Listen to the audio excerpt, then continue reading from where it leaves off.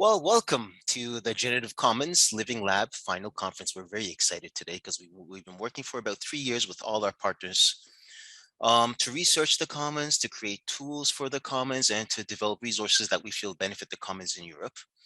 And we're excited to have it all culminate in today's final event. Where we will be introducing to you all the amazing, what I feel are amazing, of course, tools, research results, surveys, etc., that we've kind of developed over the last few years.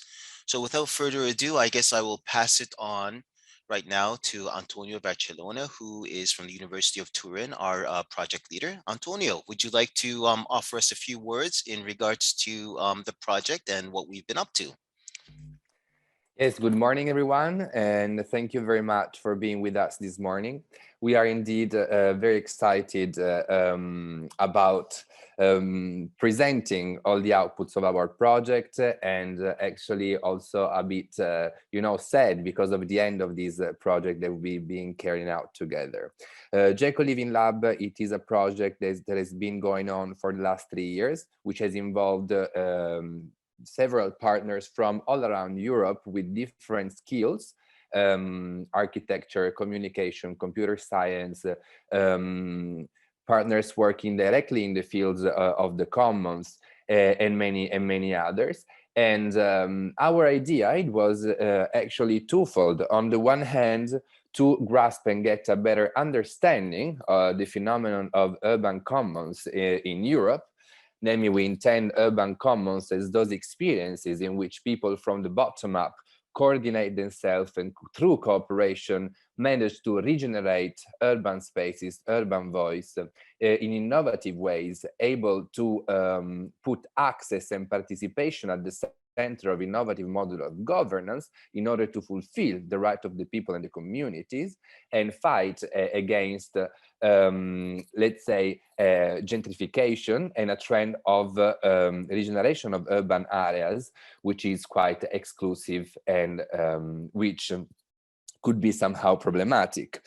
In this sense, we have been studying a lot this phenomenon. And on the other hand, we also have been studying this phenomenon through the lenses of public administration. So we've been interested in looking at the phenomenon from the twofold perspective of the communities on the one hand and of public administrations on the others, also taking into consideration then how public administrations can foster these opportunities and these experiences and how they can set forth profitable models of cooperation with communities to implement these experiences. On the other hand, we've been studying how people organize themselves from the bottom up to create these innovative models, and which kind of hurdles both communities and public administrations are facing when it comes to implementing urban commons. So this was one hand of the project, namely an understanding of the field.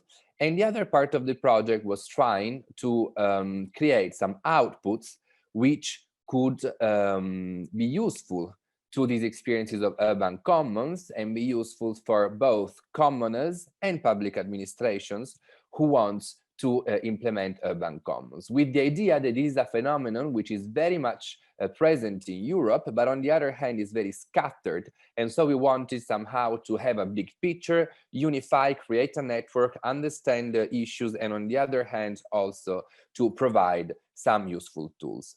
What are we going to do this morning? And this is also why we're very exciting. After 3 years of long work, we will be sharing with you all the outputs that we have creating during this project. Output that you will see belong on the one hand to the domain of understanding, and on the other on the domain of promoting and somehow helping both public administrations and urban commons commoners to implement these models.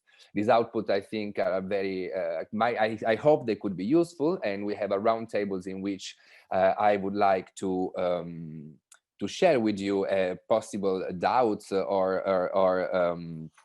possible thoughts about on whether these outputs can be useful or not.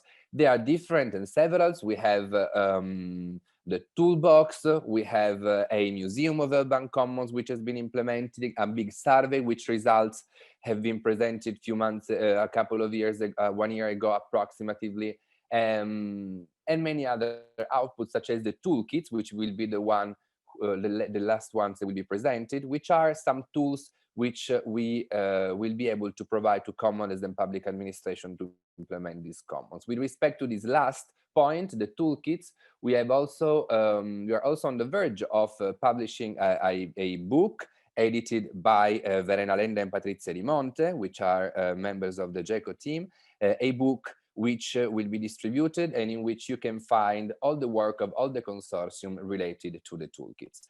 So without any further delay, I would directly get into our work and start starting to present the outputs of our project. And thank you for being here and with us this morning. And from University of Turin, I would like to thank all of our partners for the hard work they have been doing in these years. Thank you. Thanks, Antonio. Yes, it has been really challenging 3 years, because on top of everything, there's been a pandemic which has really changed the impact of commons in our territories. And we've seen that with the pandemics and the crisis, common spaces and commons have been so important in really counteracting what's happening, the socioeconomic crisis in our territory, and really helping local communities. And this is what we will be sharing with you today. I would like to ask for Laín from the University of Barcelona to tell us a little bit the first step of the project, which was one of the important components, which is the survey throughout Europe. And I would like you to tell us a little bit about what this is and how we developed the process altogether. Thanks, Bru. Yeah, thanks, Daniella. Thank you for introducing me. Hi, commoners. Thank you for attending this final conference of the GECO Living Lab project. It's Laín from University of Barcelona, and I was in charge of the so-called assessment tasks of the project, which was the first phase of this project. This first phase of the project includes first to set up and to populate a general and a public database. Second, to pick up from these cases some illustrative and representative cases to interview in more detail, and finally to writing down the final report on these interviews, information, and data. Verena, could you, hey, thank you. The next one. Here we are. So first, the public database was populated by more than 220 cases belonging to about 100 different cities from 16 or 17 different countries across Europe. These cases included both public policies, both from a top-down or bottom-up perspective, including their design and the implementation, and also communitarian initiatives considering both formal or informal groups or communities. These cases cover a large range of thematic areas, which are usually mixed in each case. For instance, culture and arts related with politics, for instance, or with housing promotion, or with food distribution tasks, etc. So it was from this database that we were able to build the GECO map, which Alberto Rondelli from the University of Turin will explain you in a few minutes. So the second slide first, here we are. This is the interview or the surveys phase. From the general database I just explained you, we identified 56 illustrative or representative cases from covering 43 different cities across 15 different countries. They which also include both public policies and communitarian initiatives or projects, differentiating between those cases carried out in urban spaces, including buildings or urban bodies as well, and those not using a physical space, but promoting or developing different non-physical projects or initiatives. So the third phase, which is the final report, the results. Verena, please. Could you move on the PowerPoint? No. Well, the third and last phase of this assessment task was the final report. The final report includes both qualitative and quantitative assessment of these cases. Here we are, thank you. And it was built on the interviews and or surveys information and data. This report might be quite useful since first it was written from these cases using the information, but secondly it might be useful as well because it was done with the aim of being useful or useful for them, including commoners and policymakers, but also useful or useful for scholars and for public in general. This is why all of this information, first belonging to the database, to the survey or interviews, and this final report, it is available for public. I'm writing down or copying and pasting here in the chat.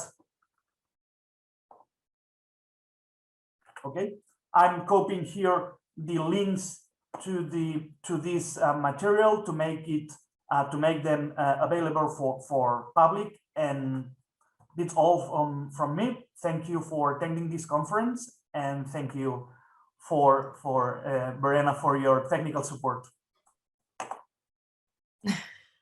It's a great teamwork as always. Thanks, Bru. Well, obviously the survey is fundamental to be able to really understand who's on the territory, what's happening, and just as Bru just explained, the next step also is then to actually be able to see where these places are taking place and what type of territories and what type of buildings, and with developing what type of services. And this is why I would like to then bring us to the next component of the project, which was the GECO map. And I would like to ask Alberto Rondelli from the University of Turin to tell us more about it. Hi, Alberto.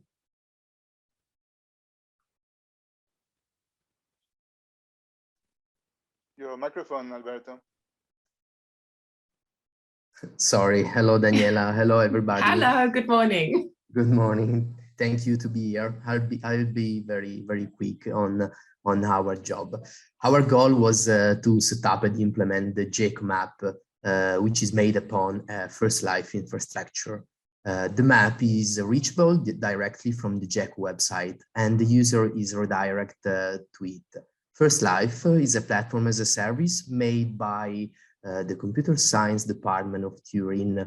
First Life, as other civic technologies, is an urban platform intended to be a shared virtual space for coordination, cooperation, and collaboration among public administration, local institutions, civic organizations, citizens. As I will show you in a moment, First Life, it's not only an interactive map which allows navigation between all geolocalized items, but works as an operative network since it facilitates connection on the local ground. First Life pushed the user concept as active part of the social community, which helps to make it better, not as a private actor, which instead are predominant in the most popular social network. Please, next. Starting from these concepts, we implemented the GECO map.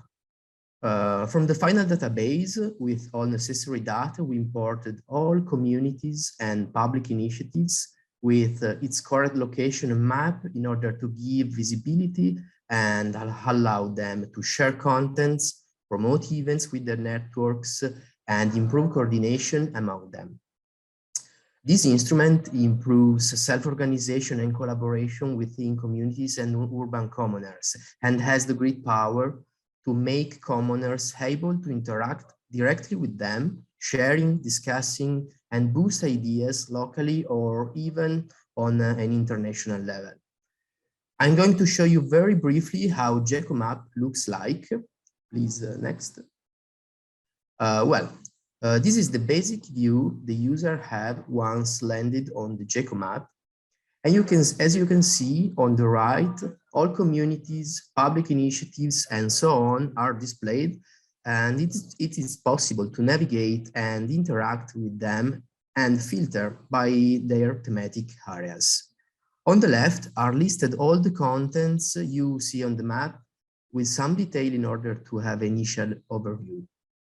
This newsfeed is populated by all fresh contents, and navigating the map will update the list. The more contributions are added by the communities, the more feedback users receive through notification, badges, emails, and so on.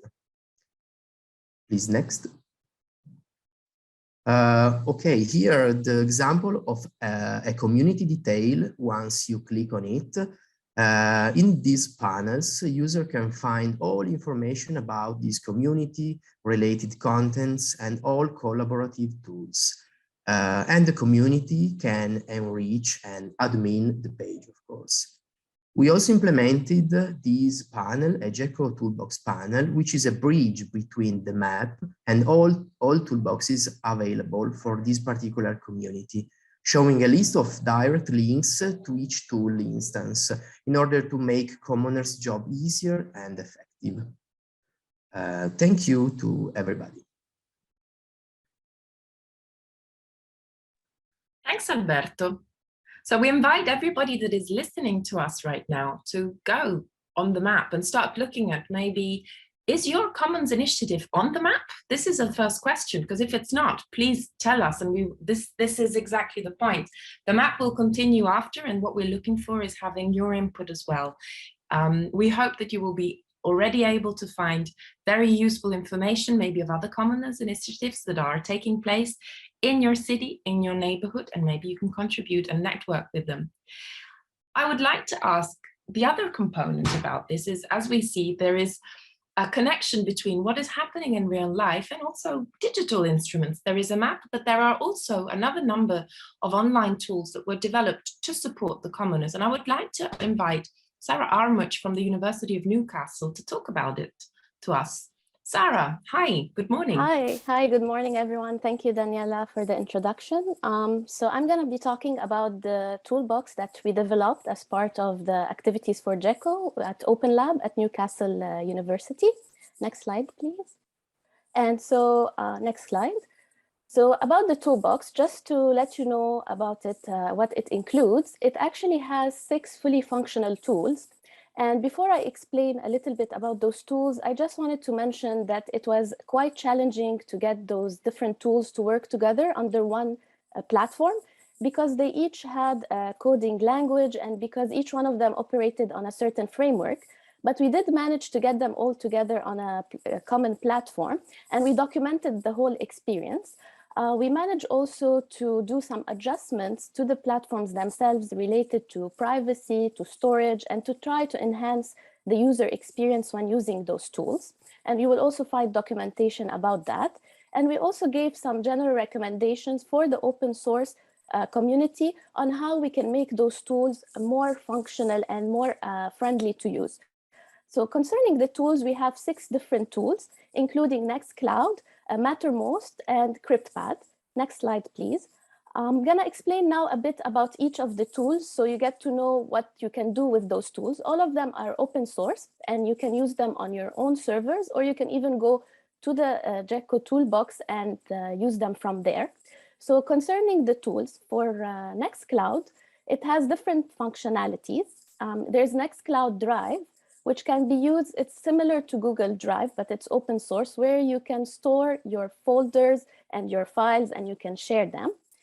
This is one of the functionalities, but you can also use Nextcloud to create documents collaboratively. And we managed to enhance this experience through Collabora as well. And you can use Nextcloud for forms and as a calendar. All of these are open source. Next slide.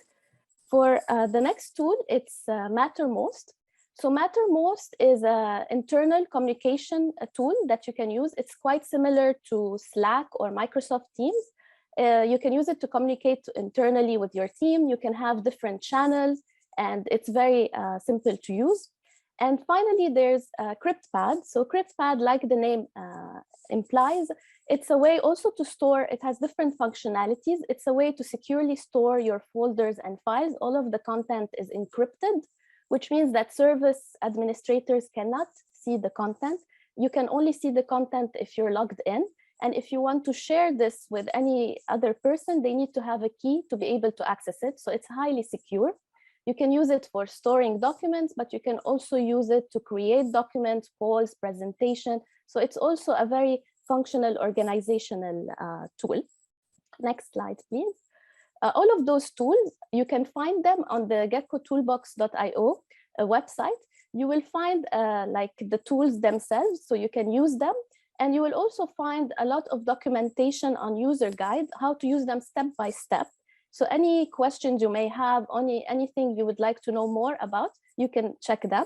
And we also managed to put all the code and the knowledge on how to get those different tools to work together in one platform on GitHub. I will be sharing those links in the chat after I'm done. Next slide, please. In addition to creating the toolbox, we also realized that a lot of commons organizations and a lot of community organizations, especially during the pandemic, have relied on online tools, but most of them are proprietary tools, or if I want to say more simply, more privatized kind of tools like Drive, Microsoft Teams, Zoom, etc. And we wanted to know what would make their access to digital tool easier, and specifically how to promote digital commons on open source platform for these groups. Next slide, please. So we conducted some research in the northeast of England. We had 15 interviews with different community organizations and commons groups. And we also had a participatory workshop to know what are the workarounds, the trade-offs they had to do when they wanted to use digital tools, what are the challenges they encounter in terms of accessing resources, and what are the opportunities where we can support digitally in the creation of these commons or resources for these commons. Next slide, please. So in conclusion, the general recommendations and outputs that came out of this research is that we really need to invest more in efforts to address digital exclusion, especially that the communities these groups work with are digitally underprivileged. We have to support them in accessing resources and creating resources for them to experiment with digital technology that is more aligned with their values, and also to see how we can create support structure, or whether digital or not, for these different common organizations to actually work and support each other. So in this way, we're making digital technology more accessible, but also supporting their work on the ground. In terms of outputs, we have a community report which details the research engagements we did. So you can email me and I'm happy to send you a copy. And we are working on an academic paper which will be published in 2022, where we analyze more in depth access to digital technologies for commons groups and community organization. Thank you so much for listening. And if you have any question, please do not hesitate to reach out. Thank you, Sarah. And so once again, we really hope that you will test out. Maybe some of you are already testing out some of these instruments. And if you're not, we suggest you start and also share your inputs, your impressions.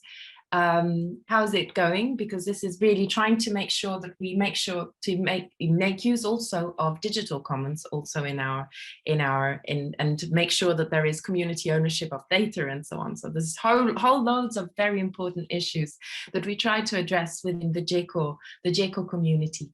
And the next element that is also part of all the JCO community is the JCO Museum. So I would like to ask Stefania Proli from Spazi and Indecisi to walk us through this museum and tell us more about it. Hi, good morning. Good morning. Hello, everyone. Thank you very much, Daniela, for the presentation. Well, yes, I'm going to present JCO Museum and tell you how it was born, how it is structured, and then how it works through a brief overview of its website. Next, please. JCO Museum is a tool to increase the knowledge about the rise of urban commons, to collect information about good practice, and to inspire new experiences of regeneration of urban voids. Its collection is intangible and alive. It's a constellation of stories, practices, ideas that gave life to the commons we met during the GECO project. Next. So how was it developed? The starting point was the database and the survey that my colleagues just presented before me. This first work formed our database from which we started to identify the case studies. From here, we began a more horizontal analysis using also the existing literature on urban commons to identify some macro themes, some fil rouge, which led us to select the final cases on the basis of common points. This further work coincided with the outbreak of the pandemic. Next, please. But despite this, we had the opportunity to visit some commons directly. Some are really placed in unique spaces, as you can see from the pictures. Next. We had also the opportunity to speak directly with some of them face to face. Next. But mostly we did a lot of online interviews. It wasn't easy, but thanks to the support of our partners, and now I really would like to thank Verena, Patrizia, Ioannis, Bru, Alessandra, really everyone.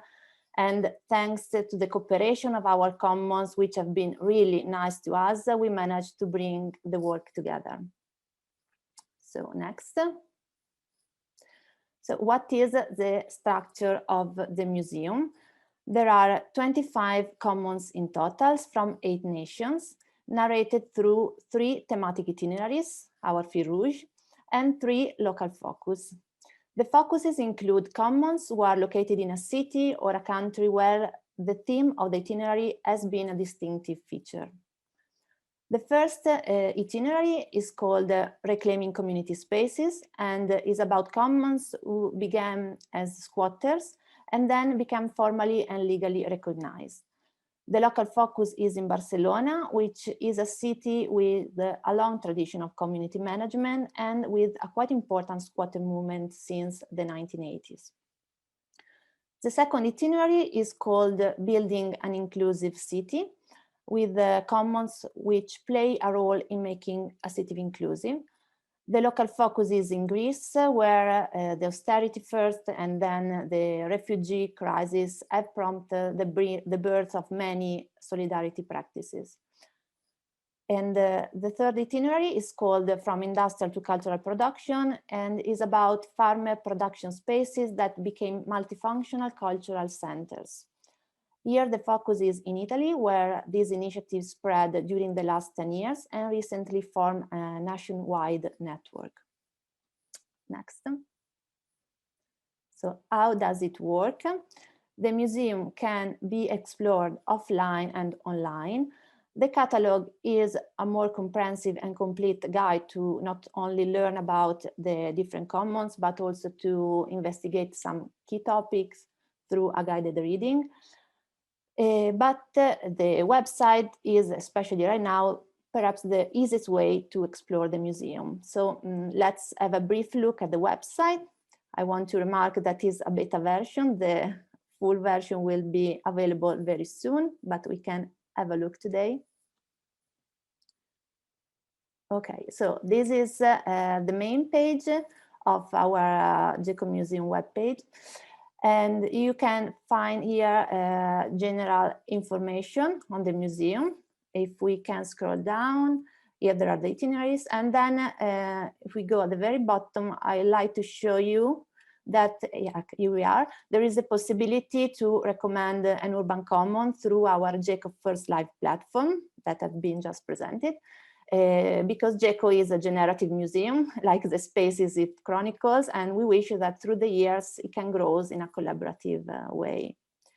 And now we can see how the collection of the museum is presented. We can have a look at itinerary 1. Yes, Reclaiming Community Spaces, thank you. So in this section dedicated to the itineraries, you can find an introduction. Here there is, and scrolling down a map Yes, with dots that mark the location of the commons. And the one with the F inside are commons which have been included in the local itinerary, the focus. Scrolling down, there is the introduction of the focus, and more down, there are the icons of the commons here. Yes, these are the icons. The icons can be open. We can, for example, see one of them, Ateneo Popular de Nobarris. Yes. The profile is a PDF file that can be easily printed. And our idea is that, for example, anyone can print, and if he likes printing also the introduction of the itinerary, or by printing other profile, can set up a do-it-yourself exhibition.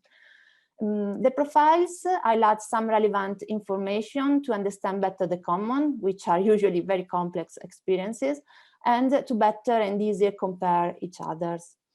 The first section is where.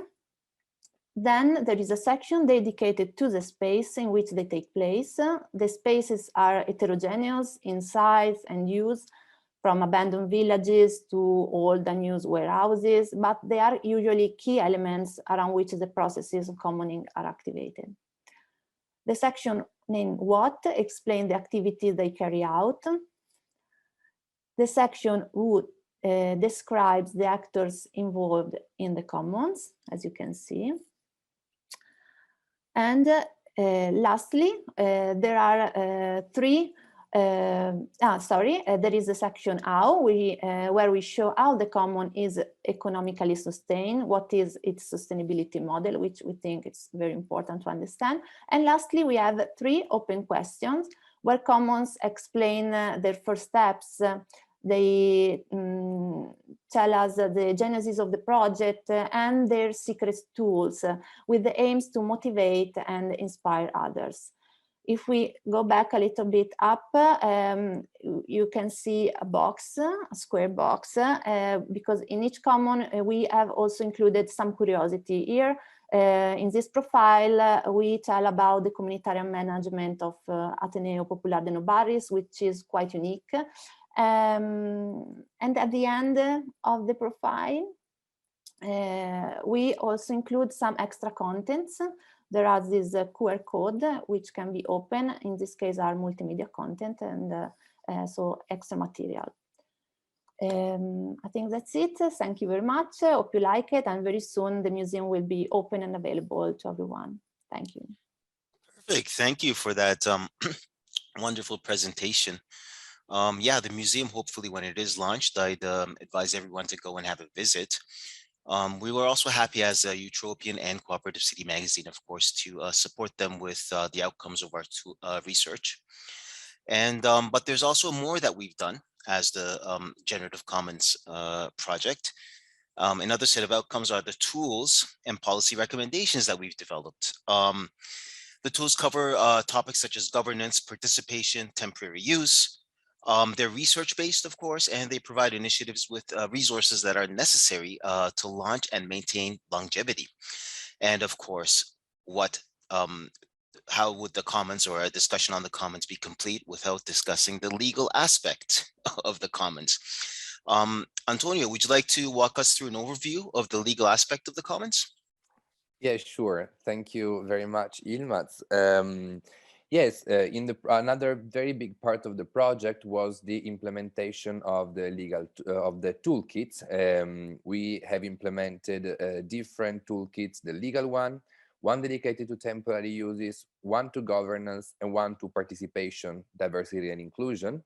And these toolkits represent the part of the project which is meant to support both community and public administrations in the promotion and in the implementation of urban commons. And this is why we have selected these 4 main topics, which we have considered as crucial in at the cornerstone of every experience of commoning. And we have tried to put our effort in understanding the main issues these four topic pose, and then to try to find some useful tool that communities and public administration can use when facing them. These toolkits will be integrated in our website, but they will also be part of this publication book edited by Verena, Lenna, and Patrizia di Monte, which it will be soon available, in which all the partners involved in the implementation of the toolkits present their toolkits, the methodology behind, the reason for them. These toolkits, I think, are also important because they embed somehow also some policy recommendation to public administrations and to commoners, and even somehow sometimes to European institutions.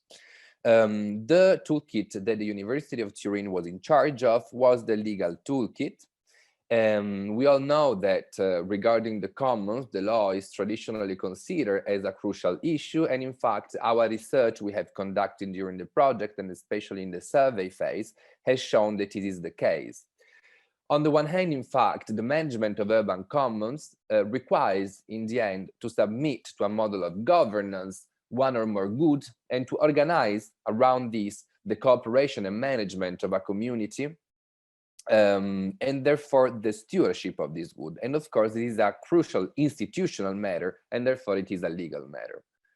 On the other hand, it's also true that public administrations, when they have to foster, promote, or they have to set forth public policies aimed at creating new commons or urban commons, and or cooperating with communities for the realization of these experiences, will have to rely on legal tools in order to do that.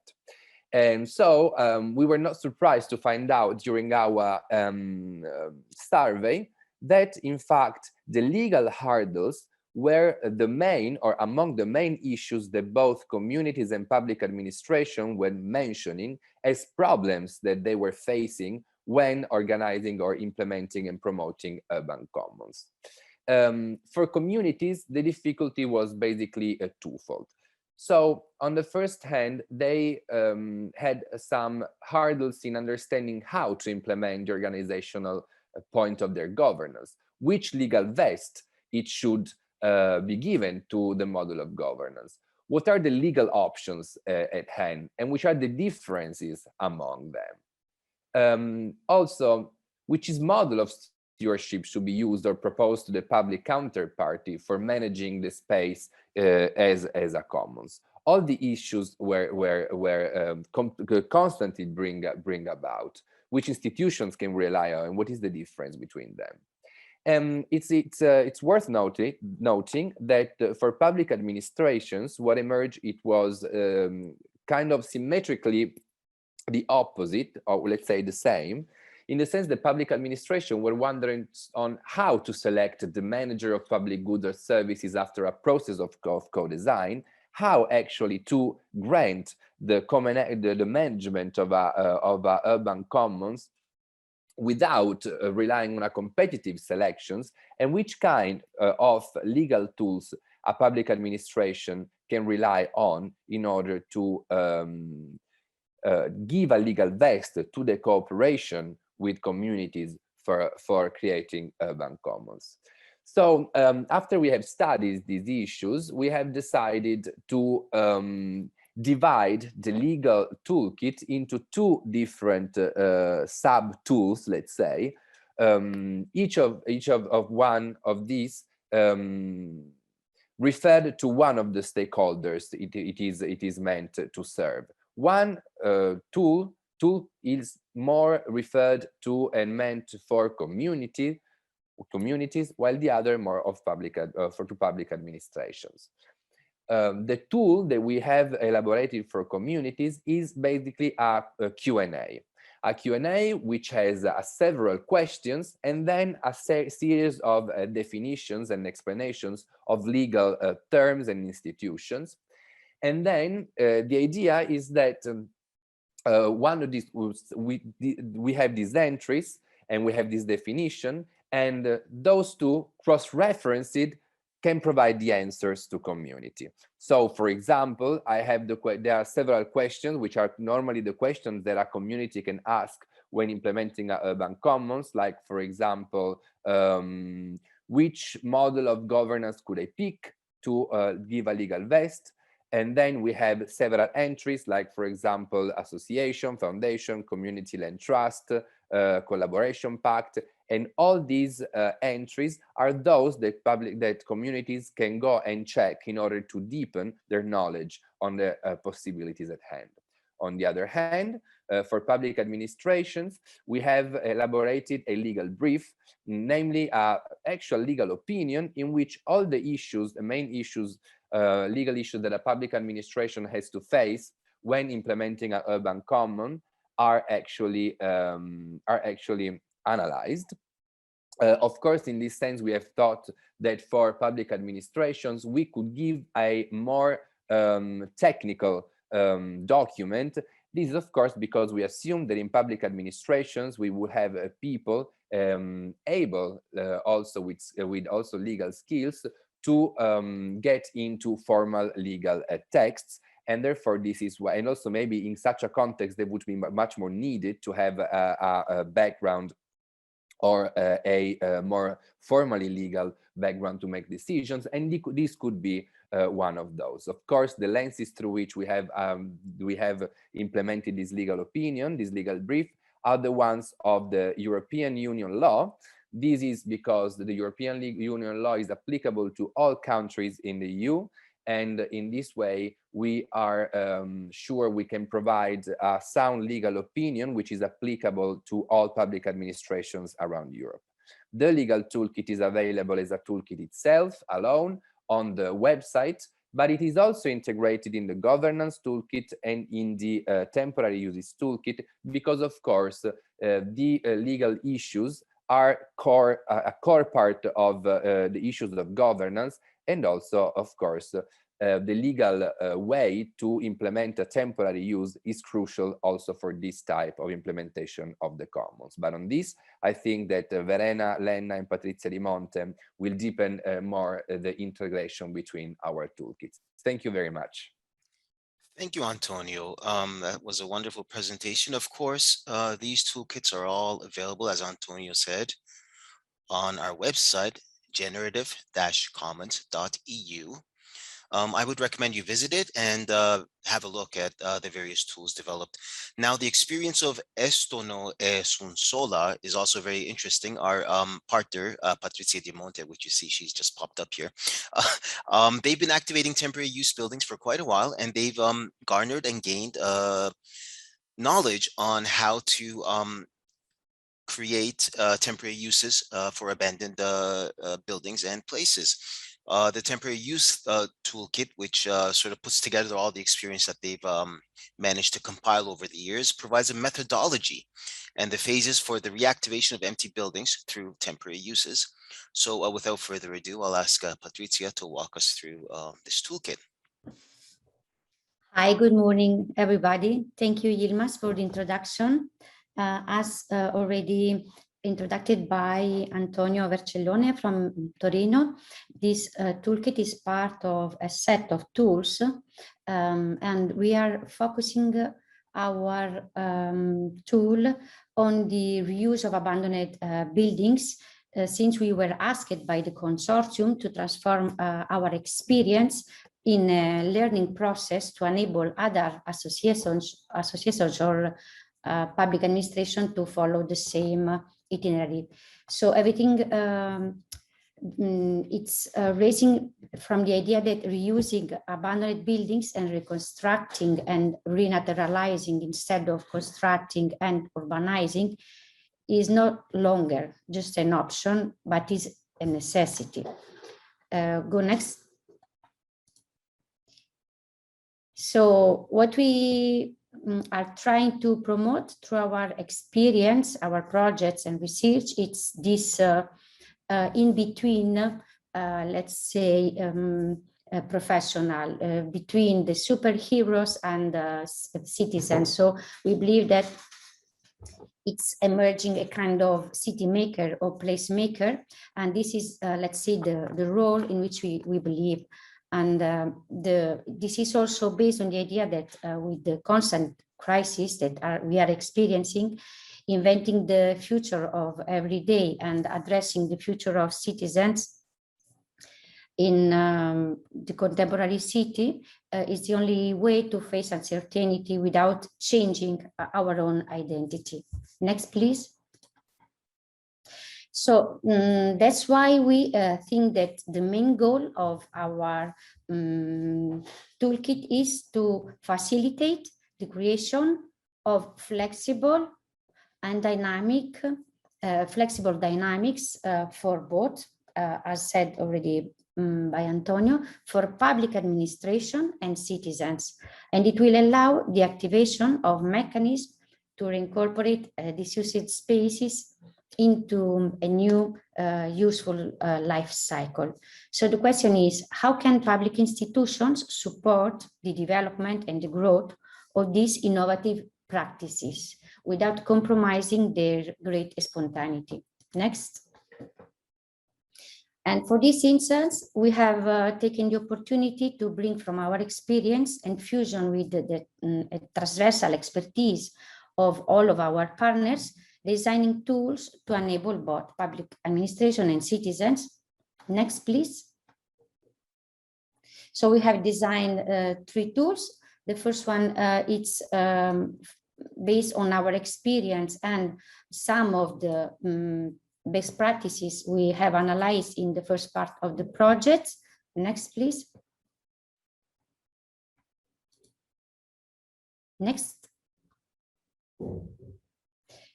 And next one, please.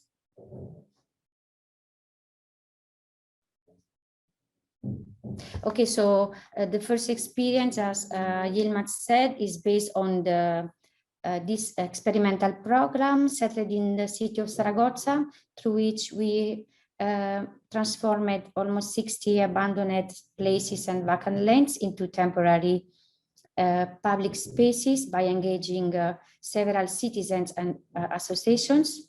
Next, please. And this is the, let's say, the result by transforming from a very let's say basic way, using the main basic materials and the cheapest as well existing materials to transform almost 80,000 square meters.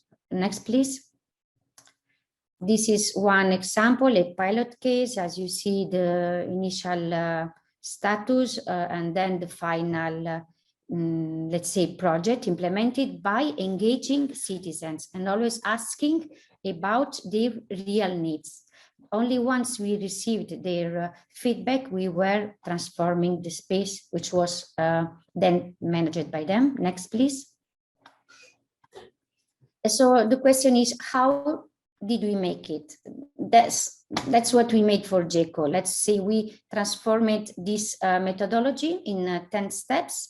And the most important point is the number 4, because we were able, thanks to the support of the Zaragoza municipality and Zaragoza Vivienda, it was created a temporary use office. It was one of the first one in Europe, and 100 employment were created.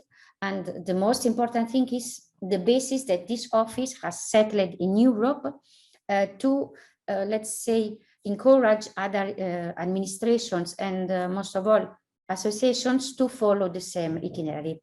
Next, please.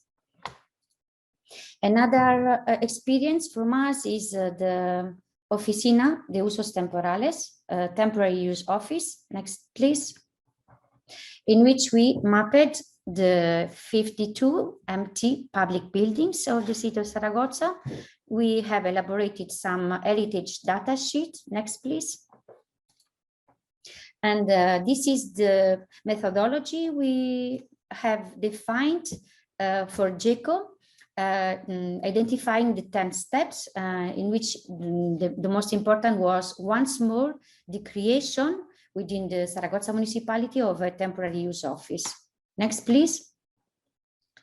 Then among the first tool, we have some of the European best practice from which we can learn from an analytical method. You can go through, Verena, quickly, just to show the analysis of the temporary uses, some initiative data, and some storytelling we have created, and most of all, the timeline, which can be useful for further initiatives. Next, please.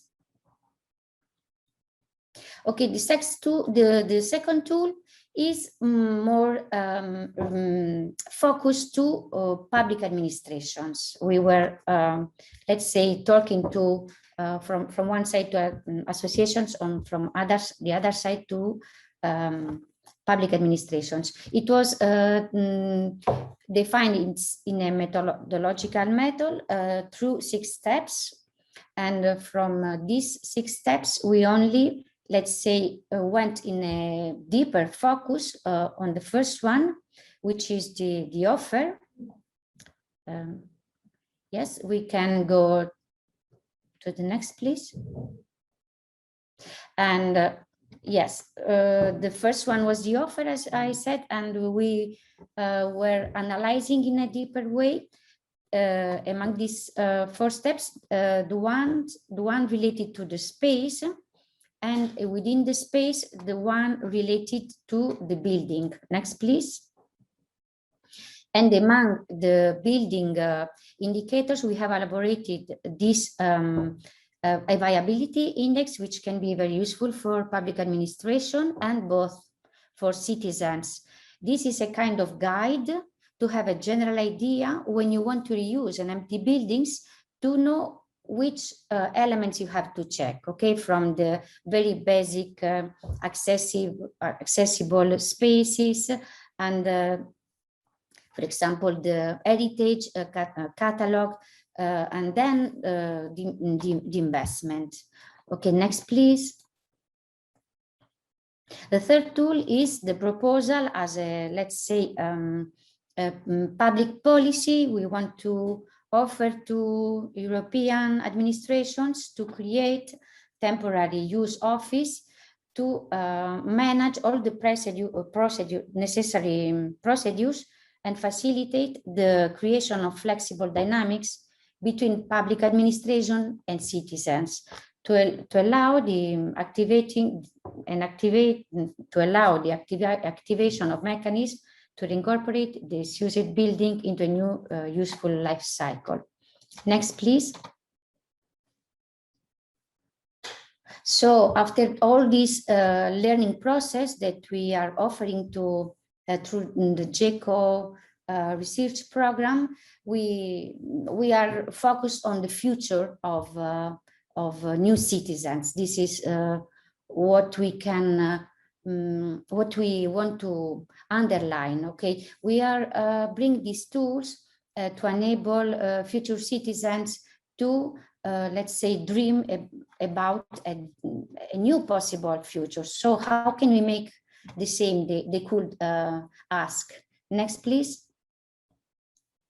And what we have done with my colleague from CLTB, Verena, Lenna, and bringing together the work of Athens with Ioannis and the University of Torino, we brought all the tools we have developed to support the future, so we can be your guide, and you will have our support also in the future through the book we are publishing, and through and by visiting our website, you can easily use our tools.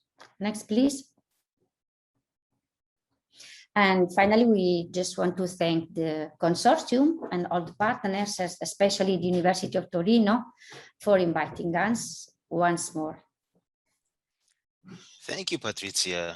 Yes, once more, to reiterate, generative.commons/commons.eu. Okay, so the Community Land Trust Brussels is one of our partners, and they've been combating speculation, enabling access to property for people with lesser means and limited economic means, let's say. And of course, it goes without saying that they have quite a lot of experience in governance. So they've compiled their expertise into a toolkit. It's not all serious, Verena. My understanding is there's also a game involved, which is fun. But please walk us through what it is that you've created. Thank you. Thank you, Yilmaz. Yes, indeed, we try to make it fun, but there are also some serious elements, so I will try to explain. Hello, everybody. My name is Verena Lenna, and I represent here the Community Land Trust of Brussels. I worked on the development of these tools together with my colleague, Joaquin de Santos, and I'm going to quickly present you. So the first thing we had to deal with in order to design these tools was the definition of governance, which is in fact a very large and fluid concept. So what is governance? How can we define governance? Based also on the surveys we previously described, we understood that governance is about decisional systems as much as it is about governing the resources and a given living environment with the purpose of serving a mission of an organization or community. So shaped by the conditions within which a given organization operates, governance is a holistic and site-specific system. And as such, governance is a process of continuous negotiation between the available capacities and the mission to be accomplished. Necessarily, as a consequence, governance is continuously evolving, responding to changing conditions and the changing identity of the concerned actors and organizations.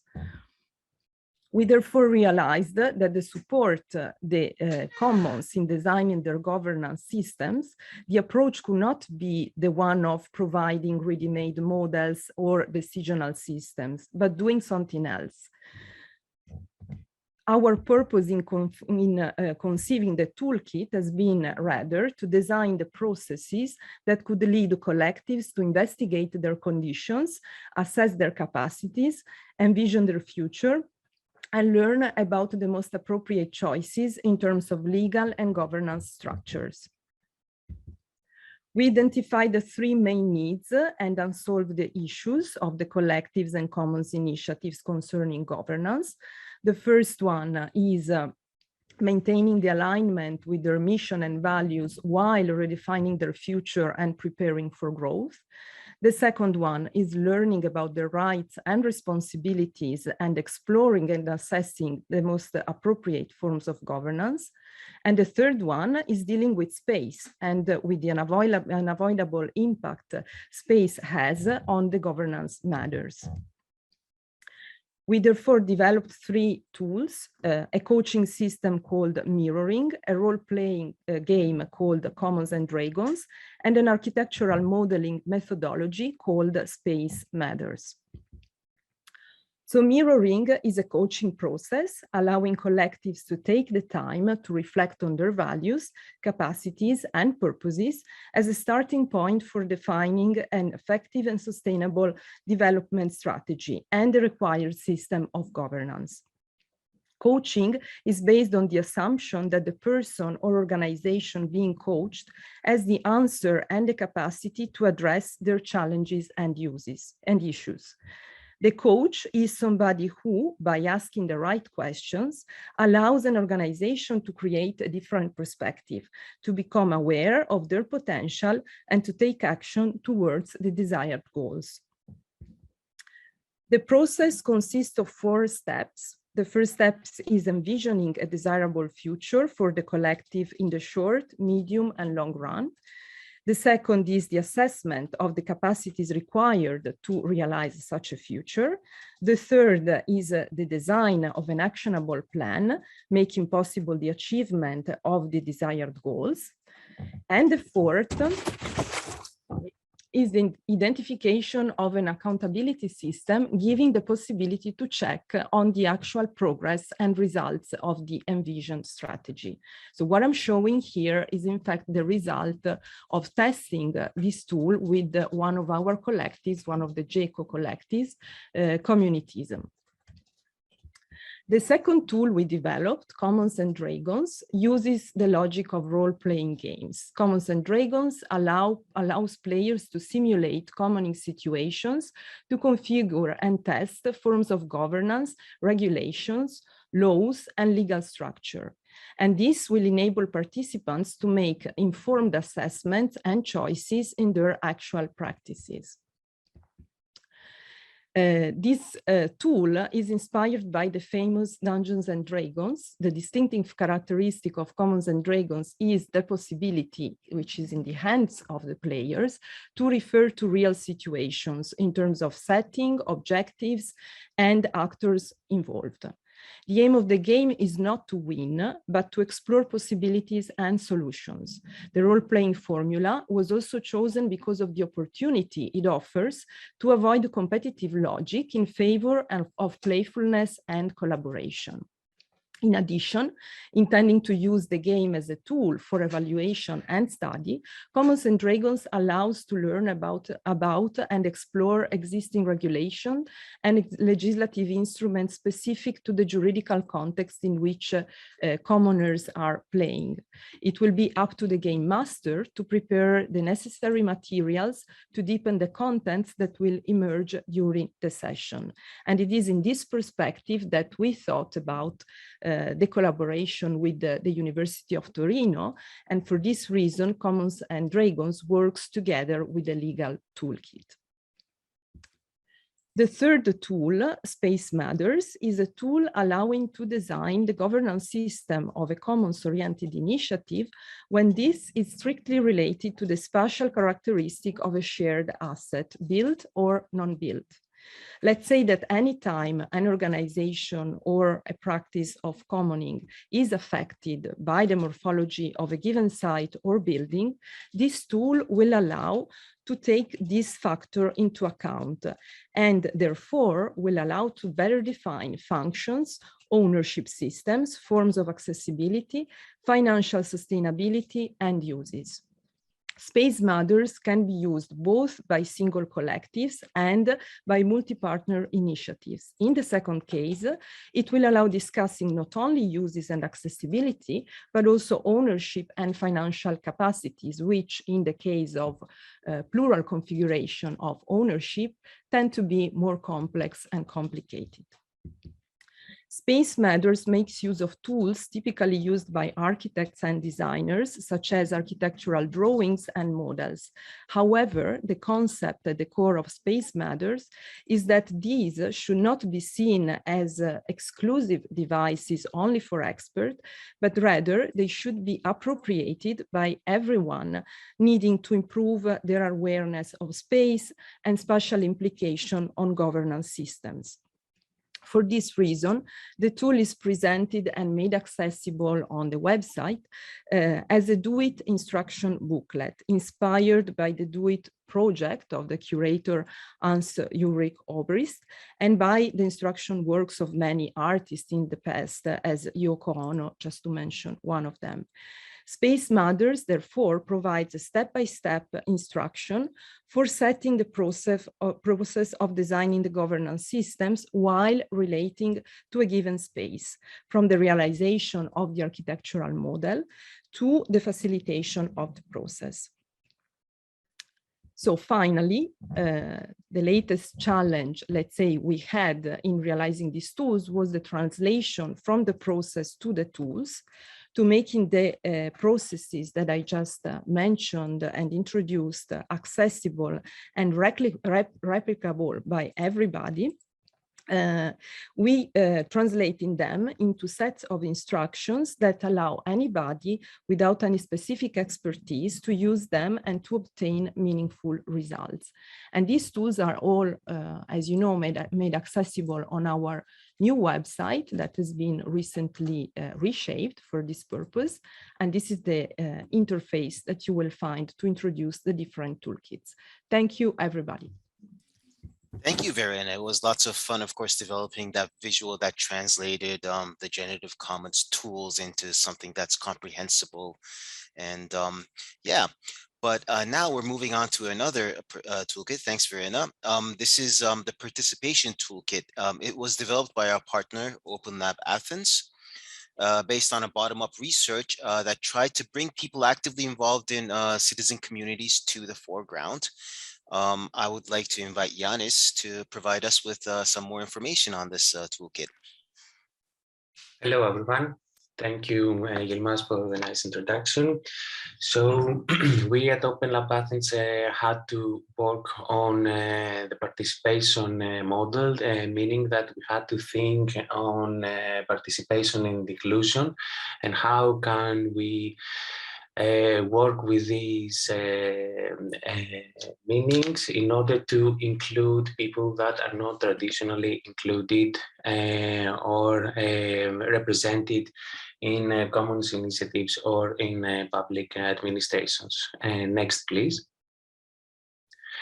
So the objective of our work was to promote visibility and participation of these groups, and our approach had to do with the employment of active action, of active participatory research, meaning that we had in mind ways of empowering communities. We had in mind ways of helping them build capacities and infrastructures, and by these means helping them and adding value towards community building. Next, please. So what we thought was we wanted to have a theoretical approach that would be susceptible to ideas from the people on the field. We didn't want to have fixed ideas or preconceptions, but we wanted to go informed into the field by having certain theoretical sensitivities. So we had an approach where we employed urban studies, because we're talking about commons initiatives mostly in urban settings. Participation and visibility for us had to do in the way that people are seeing and adopting the views of the world. So we thought that John Berger's ways of seeing was a really nice tool that could help us bring some meaningful ideas to the field. And also the seminal work, Data Feminism, where Lauren Klein and Catherine Ignacio presented ideas on how research could be appropriated through feminism. So that was our theoretical model that became a discussion with the people that we worked with. Next, please. So what we did was try to adopt a mixed method approach of qualitative tools and techniques. So first and foremost, we located key people in commons initiatives with whom we had in-depth interviews for a good part of the project. Then we cherry-picked some representatives of organizations, mostly that had to do with professionals that were working with women collectives. They were working with women victims of domestic violence, so on and so forth. So the ideas that came up from the interviews were discussed in more detail in focus groups with these people. And then what we did was employ these ideas through some tools, the tool of collective mapping and other participatory actions. Participatory actions had to do with the deployment of a board game that we had created that had to do with conflict management and resolution. Collective mapping had to do with emotional representation of space by people who are active in the commons scene. And also what we did was that we worked closely with communities in order to help them shape up their infrastructure, mostly from the digital aspect of things. Next, please. So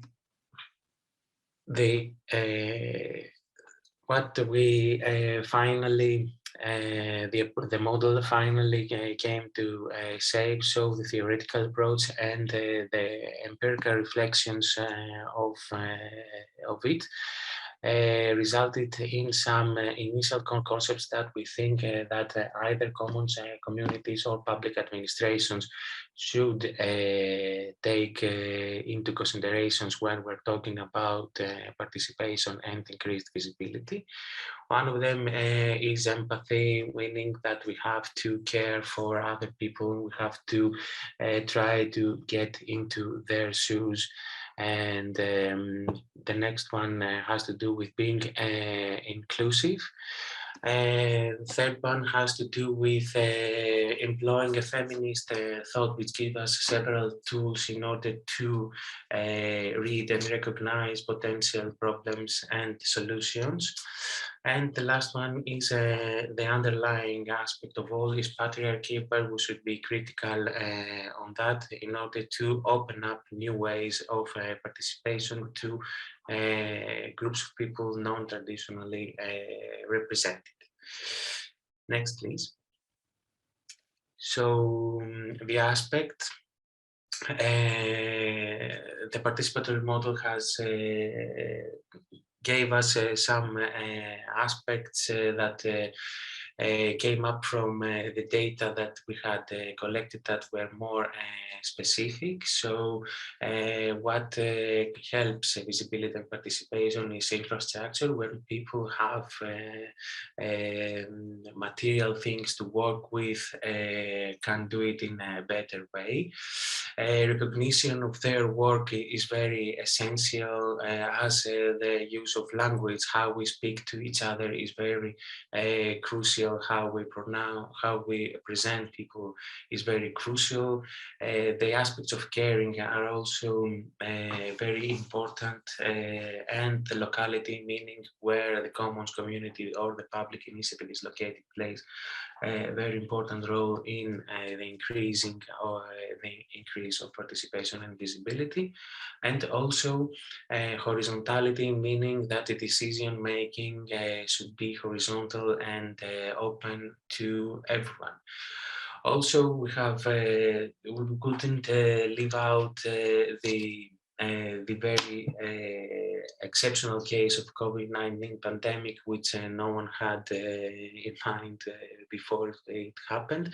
It played a particular role in it plays a particular role in participation, and which is twofold. Sometimes open up new roads through digital means, but most of the time it shrinks opportunities of participation and visibility.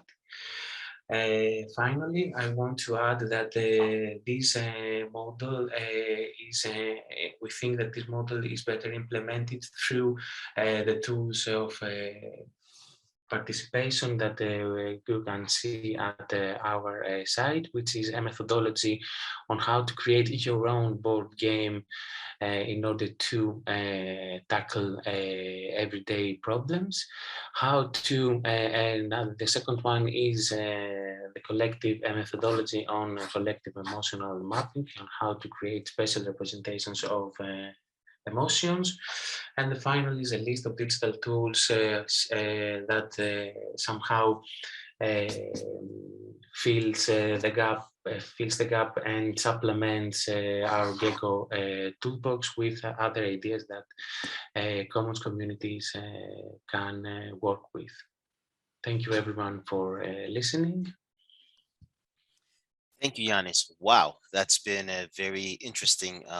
It's been over an hour now, and The results of our hard work over the last 3 years is what we've been sharing with you, the different tools and toolkits and the results of the research that we've done. We hope you've enjoyed it. We're not done yet though. Just to recap, to visit our website where you can access all of these tools and the results of our research, the URL address is generative.commons.eu. Now, we're going to have a discussion afterwards. Prior to that, we'll have a quick conveyance of local experiences, Torino, which is a very important case on the issue of commons, and Chernobyl are two case studies that we'll be looking into quickly. And then after that, that will be followed by a panel discussion. But before we do that, I think it's time to give a 5-minute break. Now we have a segment where we will be presenting a few local experiences in regards to supportive commons policies. Now, the city of Torino is a very unique case in this regard. They have quite a lot of experience and they've developed, I guess, local policies that do support the commons. To provide us with an overview now is Emanuela Saporito. Go ahead, please. We are all ears. Hi, everyone. Thank you very much for inviting me today. It's a pleasure to be part of this panel. So yes, I've been invited to try to give an overview of the main urban policies and policy tools that have in Turin supported and facilitated the spreading of commons initiative. So next. The first policy tool that I want to explain to you is the one that really and explicitly refers to urban commons, is the regulation on collaboration between citizens and the city for the care and regeneration of urban commons. This has been adopted in Turin in 2016. But it was drafted for the first time in 2014 for the city of Bologna. So since then until today, there are more than 200 municipalities throughout Italy that have adopted it and are using it. This is based on the principle of a horizontal subsidiarity, which is stated by the Italian Constitution. And it gives, as Antonio was explaining at the beginning of this morning, it really gives a legal framework to community action and social informal practices, favoring inhabitants, so citizens, single individuals, but also gathered in formal or informal organizations, or also even private subjects as enterprises. So it favors them to take care and regenerate urban commons according to a non-authoritative relation with the public administration. So next, the regulation becomes operational through the Pact of Collaboration or the Collaboration Pact, that is an agreement among active citizens and the city, where these two actors decide together not only the area of intervention, so which is the commons they want to work together on, but also which are the collaboration actions and the reciprocal responsibilities. To use such a tool in order to support urban regeneration policies, as happened in Turin, as I will explain later on, it really requires a rather important change in the governance culture of such processes. First, because it means to acknowledge the protagonism of local communities and to favor the spontaneous and independent initiative of active citizens. So in this perspective, commons are not just public properties identified as potential areas where to engage community, but are in fact the result of a social and relational process, a social spatial and social political practice of actors that collectively produce, appropriate, and maintain certain urban resources. Second, it requires another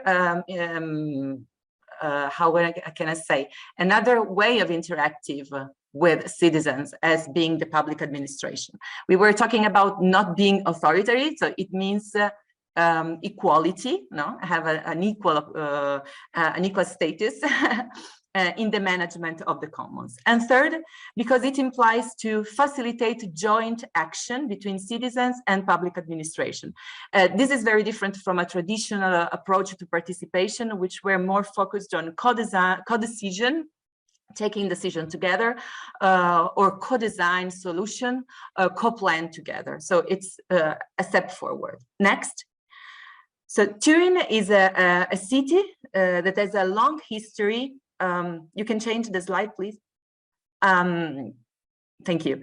Turin is a city that has a long history of urban regeneration policy and a quite successful history, I have to say, rooted in the European programming experience of the 90s, from contrat de quartier to the whole urbans season. It was, in fact, a very important season for the city because it left very important legacies. I'm not talking only, which is not only because it's very visible and very important, but the physical transformation of entire industrial districts of the city that were totally teared down and transformed in parks, public parks, or residential neighborhood. But I'm talking also of legacies in terms of social capital, professional skills, and even a new urban agencies for community welfare. For example, the neighborhood houses, as the picture is showing us. And also it left a culture of participation that has pervaded both the civil society, especially the third sector, and also some sectors of within the municipality, within the public administration. However, it must be said that those methods of intervention were typically top-down and public-driven, so somehow far from what we are talking about today, okay? So we are talking about a bottom-up process of commoning. But I have to say that these approaches are still recognizable in the policies that the city of Turin has developed and implemented to support initiative of commons in the city. Next. So about a year after the adoption of the regulation on collaboration on urban commons, the city has launched two important urban regeneration projects, Aperto, which means actions for peripheries in Turin, and Cositi, which is about, it was exactly about the common management of urban commons as a mean to support community empowerment and contrast urban poverty. So these are the two main projects that, as you can see from these maps, really can be overlapped somehow, because the actions, the punctual actions, are insisting on the same target areas. Both of them were supporting and refers to commons and pacts of collaboration as mean to implement their strategies, but in two different ways. Next. Aperto is a program financed by the presidency of the Council of Ministers and is more aimed at transforming the hardware of commoning practices. I mean, it's implemented widespread micro actions of urban renovation and maintenance of the public space, together with cultural animation and social innovation initiatives in the peripheries of Turin. So mainly, it really applied a very traditional approach to urban regeneration that uses social accompaniment and cultural animation to support physical transformation. However, this project supported also some collective practices for shared and open uses of public spaces, especially for what concerned the school's courtyard, for instance, and that was very interesting. Next. So besides Aperto, Cositi, instead of funded by the European Urban Innovative Action Program, was conceived exactly for leveraging on the regulation of urban commons regeneration as the main implementation tool. The project has the ambition to favor the transformation of abandoned structures and vacant land in hubs for residents' participation, in order to foster the community spirit, as well as the creation of social enterprises as a solution to reduce urban poverty in the deprived areas of the city. So I read behind that, I'm quite implicit idea to scale up the model of the neighborhood houses to the whole city. with this specific interest in the recovering part of the public property assets. Among the lists compiled by the city of the potential urban commons available for citizens' actions, for engaging active citizens, we can find not just public spaces like squares, gardens, green areas, streets, but also schools and also buildings, public buildings. So citizens were invited to submit proposals for using and regenerate them. Next, at the end of these 3 years of experimentation, 55 pacts of collaboration have been signed, showing the capacity of this kind of device to favor community engagement and citizen activism, making visible and tangible for everyone the opportunity to take part to the management of the common interest, of the general interest. So 5 pacts of collaborations were signed on buildings and were defined as the most complex pact of collaboration. Then 11 were concerning the schools, and 40, so the majority, were instead on open spaces, on the public spaces. It's interesting to notice that next, I just put some pictures of the monitoring work that the city of Turin is carrying out about how these pacts of collaboration are working right now.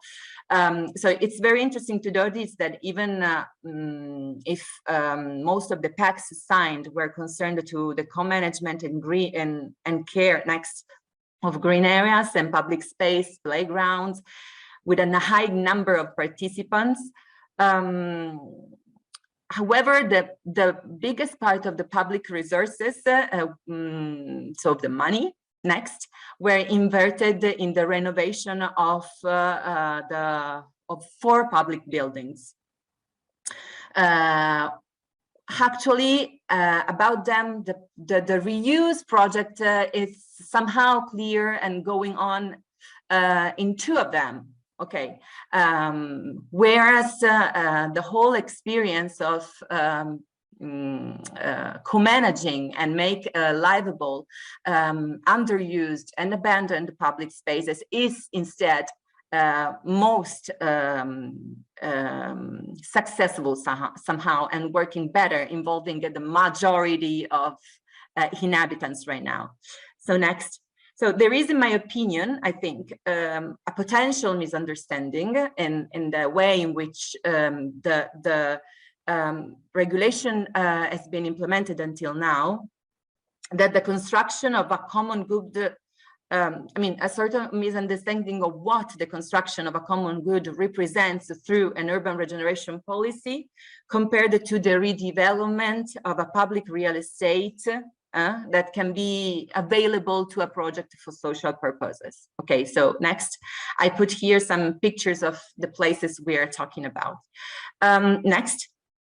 So just to sum up, I think that what is very interesting, so the last slide, please, is that if we wear the glasses, so if we look at what is happening and community actions in the city of Turin wearing the glasses of the Commons Initiative, we can see a very vibrant phenomenon of communities working around schools as potential generative commons. What is actually happening is, in fact, that schools are becoming, and it is very evident in this map that we are working on as researchers and activists.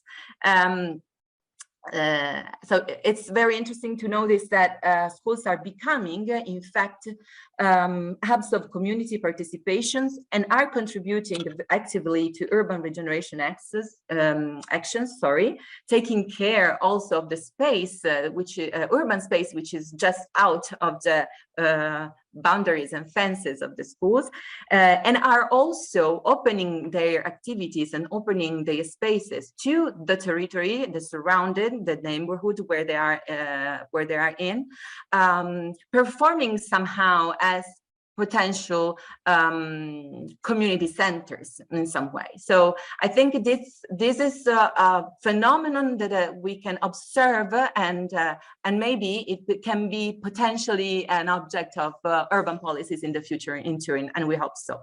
So thank you very much. Thank you very, very much for sharing this experience with us from Turin. And I think it's extremely interesting also what you were saying about the roles of schools.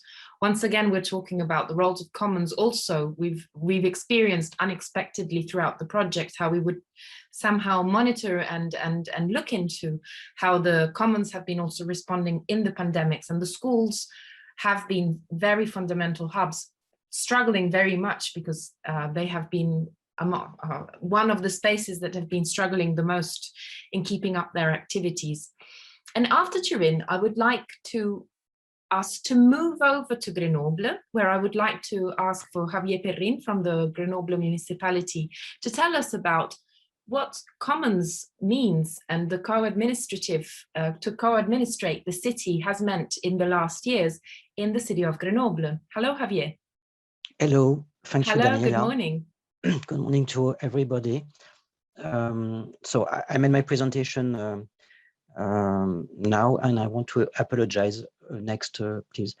And Sophie Almost, who is the deputy, especially of Commons in the city of Grenoble, was not able to be with us this morning, and she apologized. It's really a political command, in fact, who leads the city of Grenoble to engage itself on commoning. In 2017, in the formal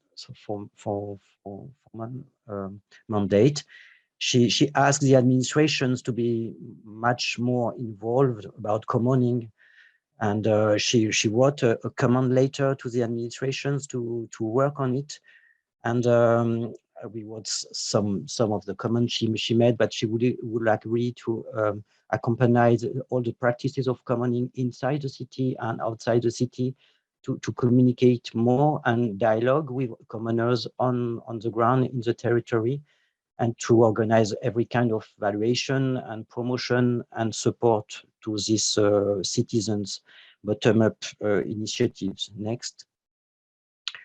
So, in fact, in Grenoble, there is a kind of history about common goods. The city in Grenoble is known to have taken care of common goods, that's water, for example, in the 90s.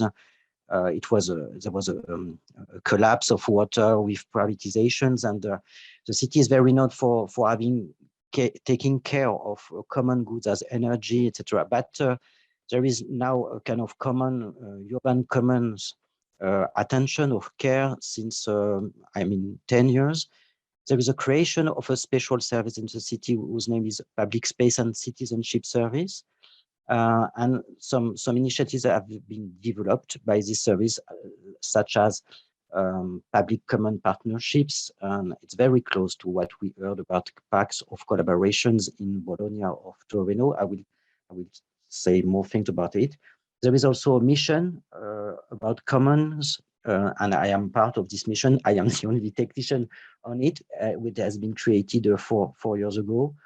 We have many partnerships with university about commons, and we also be part of educators in Europe, such as enacting the commons, and we help us to be more involved in the commoning and partnerships with commons. Next, please.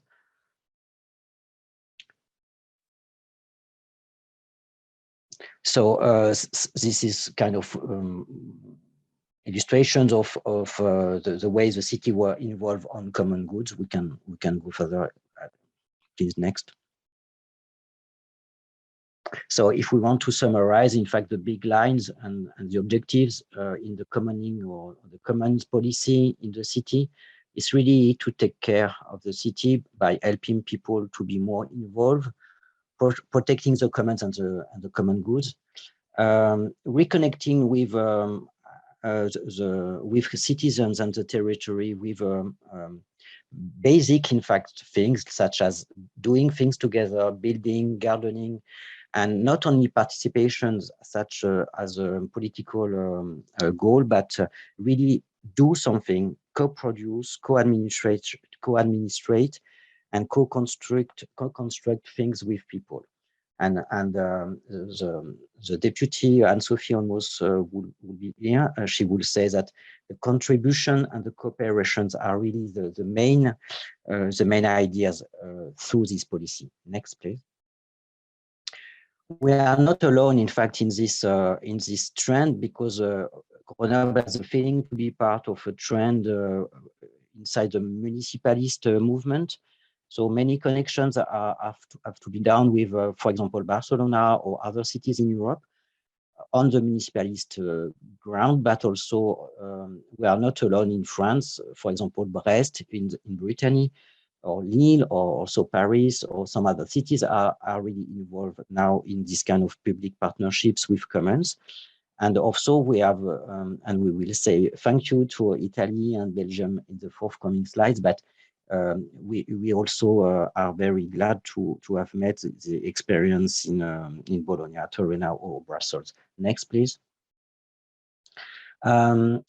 We think it's important to remember that the link to commons is strategic, in fact, for us as a city to develop solidarity and sharing, all means of cooperations, and also to be more concerned about the way commons are really good, in fact, and strong to build resilience and adaptability.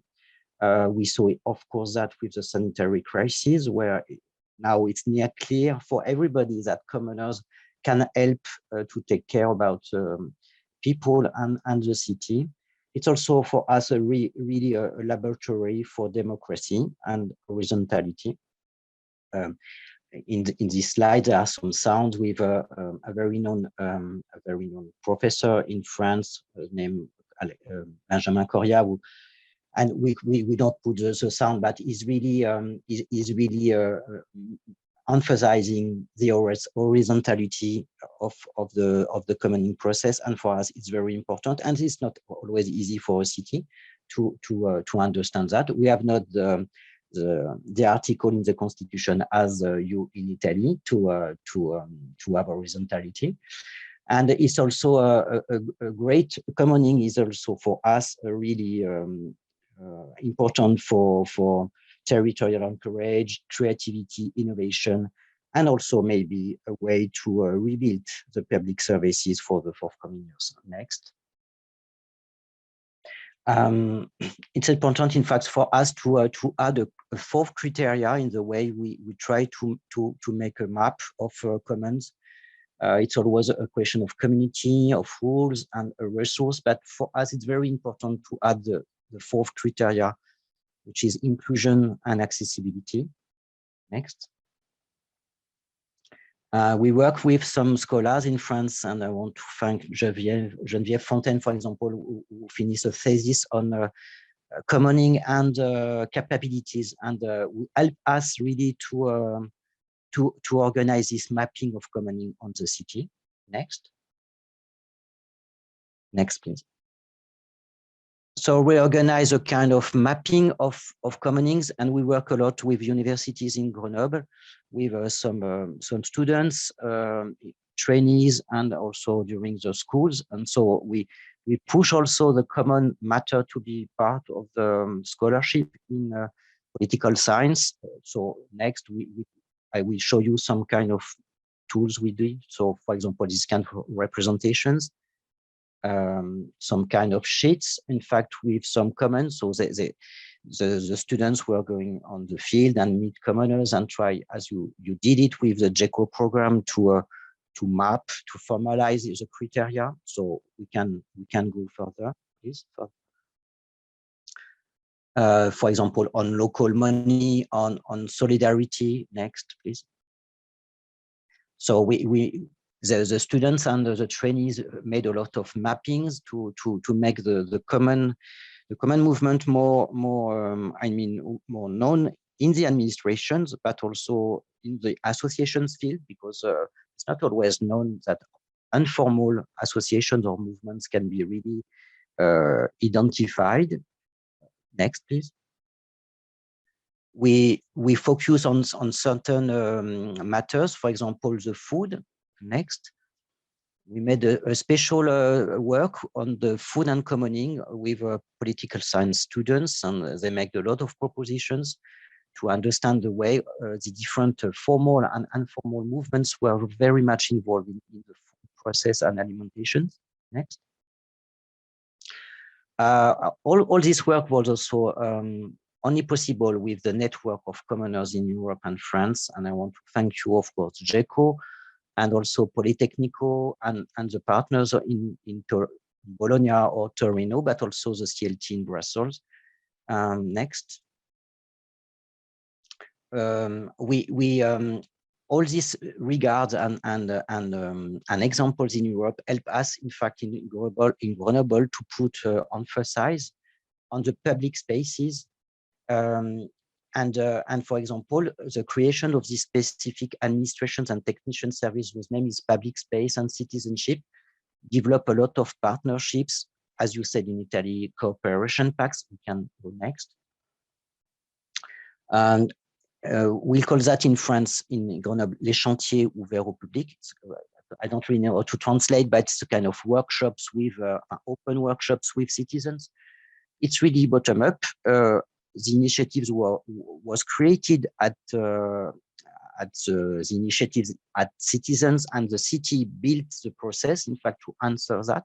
So it's very important to say that it's not a top-down thing. The demand is from citizens, and the city has just to adapt. Next. So a lot of constructions, as Torino, in fact, Emanuela said, in schools, on public spaces, and involving habitants, also on the garden and vegetable areas. But we are not moving for more focus on buildings than ever. It was more at the beginning on public spaces. Next. As somebody said in the beginning of the session, of course, the solidarity movement during the crisis has been really important for people to understand our commons. We are very much involved in the social link. So it was very important for us to promote these initiatives and to help them. Next. We also work, and I want to thank them a lot, because it's a think tank in France whose name is La 27e Région, 27th regions. And with them, we organize a lot of travels in Europe. We went to Italy, to Spain, to Belgium, to England, to observe, in fact, to observe the common process, and also to solve the juridical process. We had some exchange with Alexandra Quarta in Torino. And for example, here we built a project whose name is the Embedded Jurist, les juristes embarqués. Next one.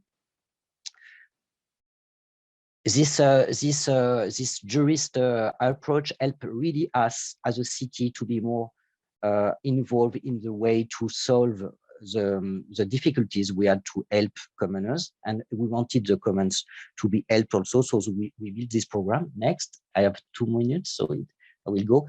We helped these initiatives of the workshops to be more flexible and to be more open to buildings.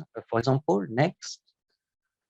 We thought about also to help commoners. We wanted here to save a former swimming pool to be accompanied with technical and juridical advice. Next.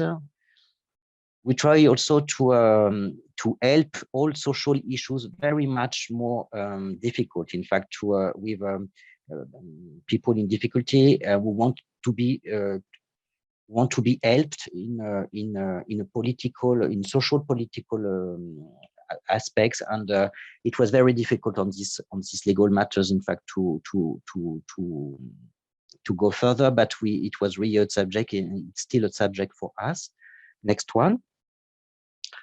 And I want just to finish on to conclude on the way through enacting the command and the way we understood the pact of collaborations in Italy. Next one. We were very much impressed by our colleagues in Bologna, for example, Donato Di Memo, which is a kind of now a colleague, and the way he put emphasis on the respect of citizens and the bottom-up approach. I put a sentence you can read. Next. Also, we were much impressed with Gilda Farrell, who's from Napoli and worked in Council of Europe, and the way she helped us to understand new paradigm in the social way, in the aspects of public policies now. There is next, we will see. So you said, Emanuela, you spoke about, of course, the pact of collaboration. So for us, it's really very important to have shown that. We were also very interested by the Napolitan model. So I think we are going to make a deal and with that. Next one. Because in fact we think really we can mix both approach, the Bolognese model and also the uso civico model, because I think the solution is a mixture of all that. We try to make some analysis of both models, but I think the both ones are really helping us as a city. Next one. And for us, in fact, and for a conclusion, we can say that, of course, the way the CLTB in Brussels, for example, but also the city of Bologna has built their pact of collaborations is really a model for us. And the next one, it's a possibility for us. Next one, to include, in fact, pact of collaborations in a charter we are going on which the deputies are going to deliberate next month. Next one, to promote this kind of framework for a new kind of administrations more open to new paradigms, for a better place for care and citizen initiatives. I love this sheet, so I hope you will have time to understand, to read it. But for us, it's very important, and thanks to Gilda to help us on this way. Next one, and I conclude on saying that for us, it's necessary to develop these tools and these formal but very simple tools we saw in Bologna or in Torino. So it's important to create this agility and answer to citizen initiatives. And we want to go further, as Daniella in LABSUS would say, further than participation, with more co-production and co-administration, and for better reappropriation of the city, and to find a good way to link to evidence. And the two last slides, Verena, is to create this more horizontal organization and to try to go further on the protections of common goods, of course, and to and the last sheet, the last slides. Sorry.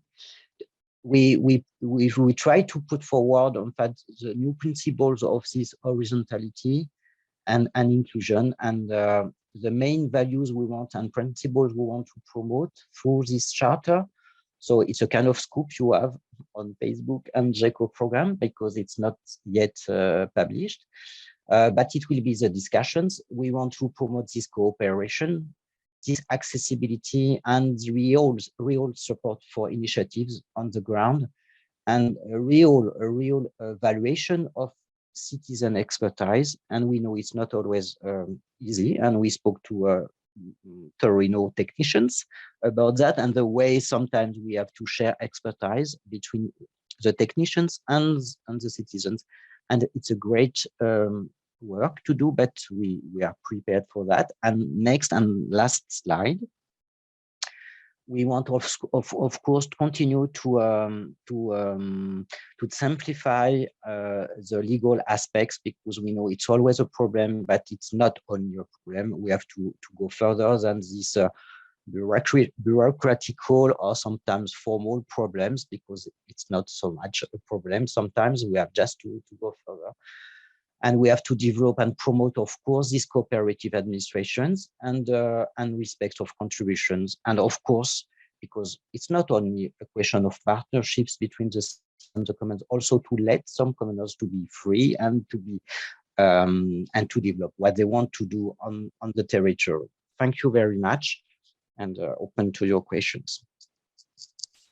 Thank you very much, Javier, for sharing this experience from Grenoble. And this, I think, is the interesting aspect of now, is the fact that we've tried this morning to walk you through what we've done within the JECO project over these last intense 3 years. And we've also tried to share with you voices from more bottom-up, more research and administration voices. And what we would like to do now is invite to the discussion our panelists in order to discuss together what can be done to really support the commoners in throughout Europe. So the project is finishing, but we don't want this experience to finish. So what I would like to ask is definitely for Javier and Emanuela to get back to the table with us, so to say. So if you can turn your cameras on again. So thank you very, very much. And I would like also to invite our JECO partners also to join. I would also like to highlight that for all of the people that are following us, both in the Zoom discussion as well as in the social media channels, feel free to write in comments, ideas, questions to our panelists, because this is exactly what we will try to do, is activate a discussion together. I see that both the presentations from Emanuela and Javier have activated quite a few comments asking for additional information and links, as well as, you know, congratulating on the great work done. And I think at this point, the question from all of us, and I would start with Emanuela and Javier, but obviously open up this discussion to all the people that are in the room with us today, is actually looking into a little bit how can we really support the commons across Europe now? And I think the question that we would start with is also based on what you've experienced, Emanuela and Javier. You know the JECO project quite closely, and we've been in contact and collaborating many times. In your experience, both from, let's say, a more activist and research perspective in the case of Emanuela, or from the administration in the case of Javier, how do you think that the uptake of the toolbox from JECO could be carried out further and support the work that you're doing in your cities and in your experiences? So we'd be happy for you to reflect a little bit on what we've shared of our work up to now this morning, and if you have also some suggestion or ideas on also the next steps. I think it would also be pertinent at this point to inform our audience that we also have 2 additional guests that have joined us, Maxime Zaid from Communa in Brussels and Frederick Sultan, a longtime activist, so welcome. And yeah, please go on ahead. Pertinent questions from Daniella. I'm very curious about the responses. I don't know, just to break the ice, maybe I can answer. Since there is Xavier, who is a very important representative of the public administration side, so I prefer to wear the hat of the activist. So I'm a researcher, but I'm also part of the LABSUS association, but I'm also an activist within a part of collaboration in Turin. So I worked on the community hub, the Ozanam. So maybe I can give you this perspective.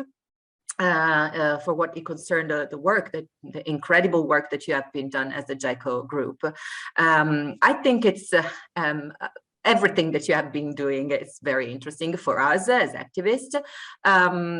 Certainly the opportunity to have an international network to as a reference for our activity is fundamental, because as Italian experience, I feel that we all know somehow each other, and we are stuck in the same problems with normative barriers or economical sustainability difficulties, because as you know, and as you studied in your project, one of the main problems of such initiatives is how they can survive in the future without money. Basically because in Italy there's no public financial support to such kind of initiative, and this is on one hand the freedom, it gives freedom to the commoners. It gives those autonomy that they need to generate new services, new functions, new cultural projects on one hand. On the other, it makes it very weak their project in the long run, how they can survive and how they can create those local community economy that makes them work and be available and accessible for all. So I think that this all economical topic, which is a kind of, it feels for us to be, how can I say, how can find the English word, you don't talk about it. Okay, it's like we don't have to touch this topic. I think that would be some chapter to deepen the research. But certainly, what I found very fun and very useful is the whole work you have been doing on the governance toolkit, organized in the three main topics. So the governance and the participation and the spatial matters. I'm also an architect and a planner. And that what was very fun because together with Daniella Ciaffi, she's vice president of LABSUS, but also professor of urban sociology in Polytechnic of Turin. We had a lot of students made their final thesis on how to redesign the urban districts and urban buildings in the commons approach, and we would need such kind of tools also to help them think about their professional work in a totally different way. So I think it's a big paradigmatic shift, not just for public administration and public institutions to look at the space with the lens of the commons, but also for professionals. There's a huge new audience that needs to be somehow involved and also educated, I would say, in this perspective. So thank you for all your work, and I think that we can go on this, and we have to. Absolutely, Emanuela. Thank you very much. So maybe Javier, I don't know if you also have some immediate input that you would like to share. And then I would also like after that to also ask Frederic and Maxime to also introduce themselves. But Javier, maybe you would like to share a few impressions first? Very quickly, because I think the debate is more important, but I want to really thank this kind of program like GECO or all European programs who help us, in fact, to exchange about social innovation and public innovation. I mean, we will not be, we wouldn't have made so many things without these relations with Daniella Ciaffi in LABSUS, the meetings we had with the colleagues in CLTB, Community Land Trust in Brussels, or Comuna, I saw Maxime. I mean, we have to continue to develop these links. They are very fundamental, in fact, to help the commoners, the technicians, the political deputies to make the next steps. And I think we have also to open these discussions and these networks also to more activist persons. I think we have no time now anymore to do parallel ways. And I think about Maria Francesca del Tullio in Napoli or some activists in Amsterdam. In fact, we are very close to the city. I think we have now to work together. I know, for example, Frederic has joined us, Frederic from Remix the Commons in France. We is developing with some jurists in Marseille what they call a juridical school, and they want to create a European juridical school. I think we have to to break the barriers and walls between academic and activists, and we have to create something new to share all the innovation. We have all the tools you began to map, and I don't know what is the nice support, but it can be, of course, free networks and Mattermost or this kind of open tools, in fact, to open their minds and to link all the actors of the common problem or the common solution. And so I think we have really to continue this debate, to structure something, in fact, and thank you very much for all this exchange. It's very important for us. Thank you, Javier, and it's very important for us. And this is why now we would like to introduce our new guests, which we haven't heard from yet. So I would like maybe to start from Frédéric Sultan. Hello, Frédéric. So maybe before asking a bit of impressions and feedback on the discussion we had up to now, can you please introduce yourselves? Because everybody was we're all very excited of having you in the room, but we would like you also to introduce yourself and your experience also to the people that are following us in this Zoom room and on our social media channels. Thank you very much for inviting me. My name is Frédéric Sultan, and I'm a member of Remixer Commons. Remixer Commons, or Remix Bien Commun in French. We are a group of activists working on the commons since 2009, and we are developing different activities such as School of Commoning, developing practices, and exploring the different dimensions of the commons. And the second part of our work is to support the politicization of the commons. We started some years ago by inviting the people to participate in the European Commons Assembly, and in France especially we just have done a national gathering of Commons Assembly last November in Marseille. So it's basically we are exploring and experimenting the commons and sharing knowledge together and organizing the movement.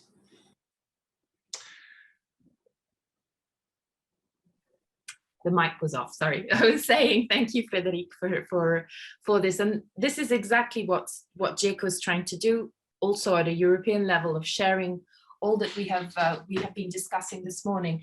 So actually, our first question and some starting impressions also from your side is, which elements maybe do you think somehow could be taken on from the JECO experience in the work that you're carrying out with your community? And also maybe if you already have some impressions about maybe also the next challenges that we still have to confront in the near future. But you don't have to solve all the problems of the world in this very first question. So we have a bit of time to further discuss, no worries. Yeah, it's big questions. So I didn't follow very deeply the work you have done. So I'm discovering the tools, and we met some time and we know each other, some of us, and we know some of our activities. I think that for me, the focus on this idea of tools is an interesting point or interesting entry. It's I think I will not enter in the detail of which tool could be used or not. I think it's not an issue of selecting tools, but more to think about what we can see that there is a multiplication of production of tools supported by the European administration through this research project. And for me, the main challenge is probably how could we mobilize the theoretical reflection that was presented during the different speech this morning, to be able to produce, adapt, and appropriate the tools that are presented or developed in the project. We are facing, when we are developing, for example, the common school, we are facing this issue of how could we have real bottom-up process of production of tools? How do we self-produce them? So it's interesting to make the relation between how do you have made that and how could it be spread and shared in the different communities and adapted. So it's not a very new question. I think it's not. But for me, there is this question, and the second one is probably how do we interconnect them, because we have seen in different projects the production of tools with the same categories like governance, or I don't have the tree that is very beautiful, I think, in front of me, but these different categories are interesting, and I think it's something we can interconnect. How could we develop this interconnection of these different toolbox? Fantastic, Frederic. That's exactly the ambition that we have today. Is not really celebrating the end. It is a little bit as well, but it's especially using this opportunity with the community to think, you know, how to move on together in a different context. And at this point, I would like to invite Maxime to present himself and Comuna, and also, you know, give us a first impressions feedback of, you know, what points of connections and next steps do you first imagine? And as again, it's a brainstorming session of impressions. Go, Maxime. Good morning. Good morning, everybody. Can you hear me properly? Yeah. Perfect. Great. So thank you for inviting me. So I'm Max from Brussels. I work for Comuna, which is a non-profit organization based in Brussels, active in social temporary use. So basically, well, we talked about it today, so I don't need to explain the use of abandoned building for civic use, housing, social activities, social economy in different places in Brussels, mostly. We're also co-founder of the Social Temporary Use Network, STUN, which gathers different organizations who are active in social temporary use around Europe. So basically our entry point is the fact that all of these empty buildings could be used for civic use. And now there's also the growing use of these buildings for purely mercantile business approach. So all the questions of like, how the commons can be misused, or how empty buildings can be used for the wrong reason somehow. And then now we're going a bit further than temporary use. We created, together with the Community Land Trust Brussels and many other Brussels-based organizations, Fairground, which is a cooperative to buy out buildings and put them in a non-speculative fund, to make it simple.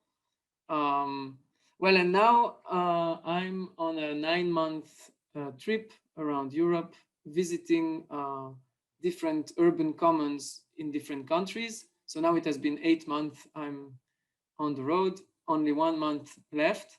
I'm now in Barcelona. And well, it has been super interesting to see many projects. Of course not, I just found out your database. So I scrolled during the presentation. There are many projects I haven't seen yet. There are some projects I've seen that are not on the database. So maybe I'll take the time to feed it up. Please so do. That's for me.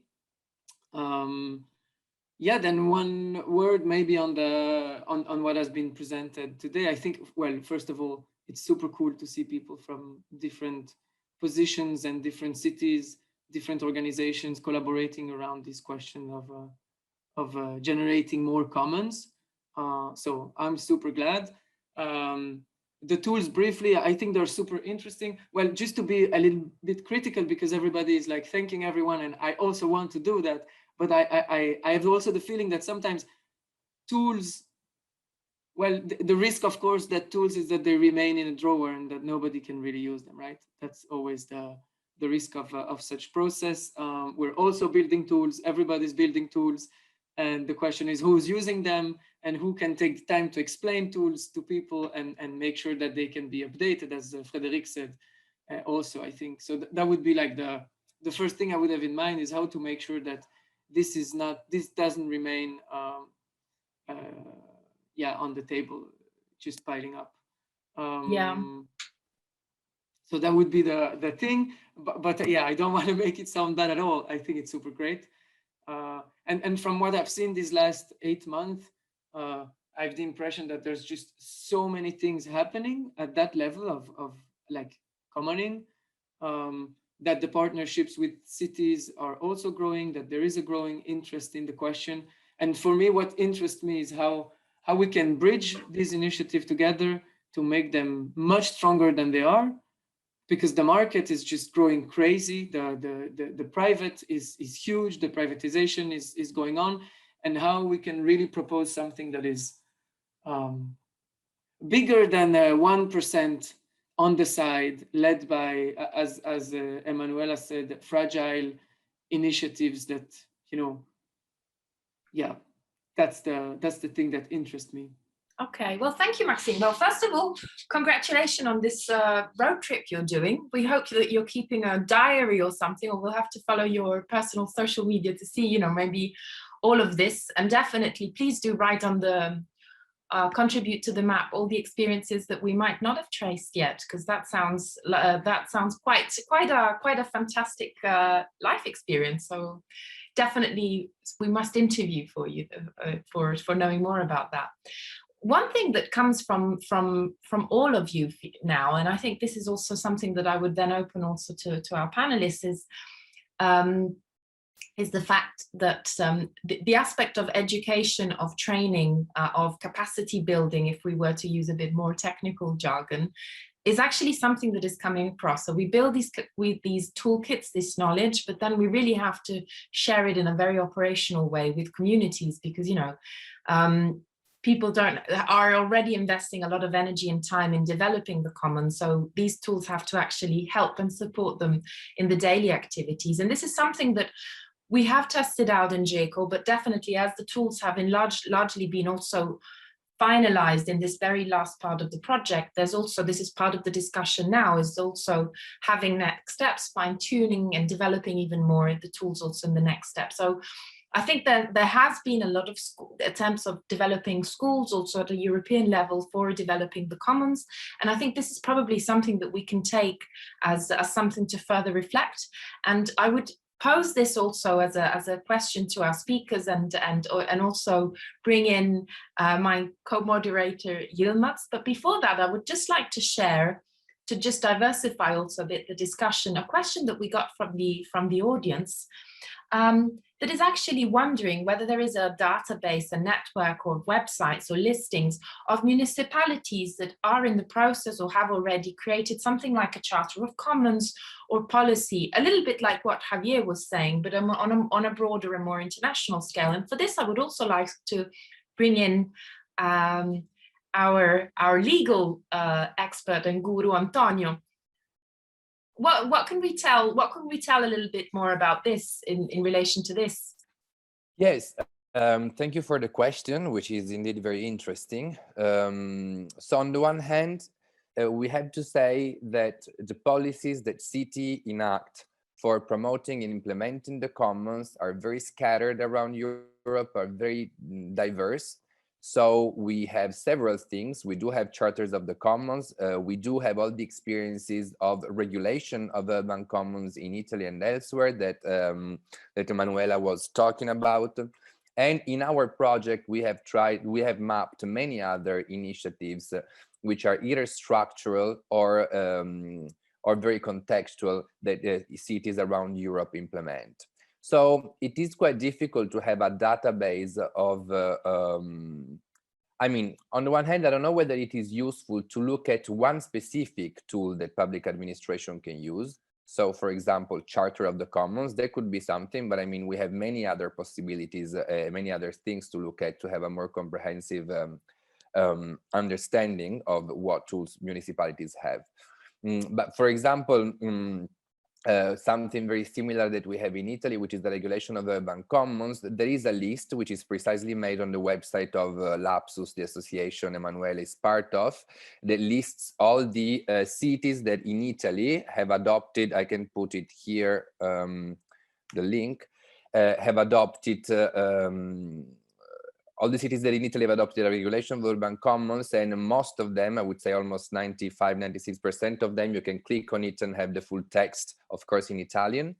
But then the thing is that the real database you need to look at is the GECO map for have a more comprehensive look of all the possibilities, of many possibilities of public policies you can have with respect to urban commoning. Of course, the GECO map has, as we presented during our during this morning, has different experiences of urban commonings. You can click on, divided on a map, and the database that the map somehow organizes has experiences which are divided into commoning, namely communities, and public policies.